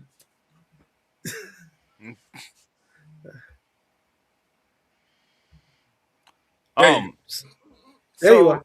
you can find me at the places listed below. I'm on Twitter. I'm never calling it X. Don't get me try to call it X because I will never do it. I'm going to add that to you. I'm going to add that. That's probably my phrase. X gonna give it to him. You can catch me at IG if you want to Rough talk about nerdy stuff, video games, black shit. I'm down for it. You can add me. I'm the anti Reggie. We're still trying to figure out which one of us is the Flash and which one of us is the anti Flash. Reverse Flash. So Yeah. I don't know. Some days I guess it's me, I'm Reverse Flash, and sometimes he's Reverse Flash. Just depends on the day. I like yellow. I'll do the reverse. It's all good. I like yellow. I bet. I'm good. Bet. I'm good. I look dope in yellow. All right, milady. I am on all platforms at Fight for Rage. I'm also a part of a content collective that consists of 5 dope black women, the Corner 5. As much as I love Marvel, I also love horror and I love anime. So if you're into those things, that's what I geek out about. Shout out to the corner. Shout out to the Corner. All right. We gotta talk anime soon too. Oh, I think, man. Yeah, we gotta get her back. We'll talk about that. I got something, an announcement coming up soon about next week. And hey, hi, how you doing? It's my show. You're here. Like, share, subscribe. Why don't you? If you haven't already. Hype this video. Do I have a hype button? I don't know, but if you can, go ahead and hype that video for me, please, and thank you. All right, so you already know who it is. It's your boy JB, strongest guy in your room. And for those who are confused on how to find me, it's right here. It's JBVersusTheWorld. You spell it out. You put it together. You say it one time like a Tribe Called Quest. And that is on Facebook, Instagram, and them blue skies. If you want to argue with me, it's JBVtheWorld on Twitter. And my central hub is JBVersusTheWorld.com. And you can find me every Wednesday and Thursday with these hooligans and some other talented, nerdy people because I like to yap and argue about these things that I love so much. Thank you so much, Fi, for your time, for being here with us this week. It is greatly appreciated. We had a lot of fun. I would love to have you back soon. I would love to rank Avengers film, MCU films with you. So if you are down with Absolutely. I had a great time. that, You alrighty. guys are a good group. So next week, by popular demand, we are doing Nerdy Hills. We Would Die On, Volume 2. My dog Yoshi coming back. It's official. At some point, I'm not sure what we doing tomorrow. I'm not sure what I'm doing tomorrow. I have no idea. But you will know because I'm going to post it on somewhere on these things right there. One of these things, I'm going to post it somewhere tomorrow. So until then, as we say when we sign out of here, let me check these comments before I get up out of here. I don't want to be rude. You know. All right. Suicide Squad was ass though. I agree. Yeah. Good night. Suicide Squad hurt. The Yeah. second one wasn't bad. The second one was good. Second one was good. The first one god awful. See, I'm a It Will was- it Smith was for lover, so somebody. I'm going to defend the first one. I He love was the best part of that film. He was the only good part of that film. So you talking I about liked- the Aztec Fire guy? Yeah, he was dope. He was dope. He was dope. Talk Anyway, about Diablo. yeah. Diablo was good. I like Diablo. Will's character to me, like, and then they basically tried to copy and replace it with Idris Elba. Idris, and then it was just Yeah. like y'all could have just said it was the same I character. think Like the you didn't fact have what to. they did between him and what they did with John Cena, how they had the same bio basically. But that was Yes. funny they acknowledged it, and that's why I give him credit for that because he's very self aware, if that makes sense. Like he was like, you just said the same things about me, and it's like, yeah, but his is different. You know what I'm saying? Like it's the same. All right, let me sign out of here. Let's leave everybody home. All right. So as we say here, every night. Well, every week. Yeah, every week, not every night. I'm not here every night. Anyways, stay black if it applies, and if it's not, I love you anyway. Take care of yourselves and each other. Until the next time, from me and these hooligans here, JB out. Good night. See you tomorrow.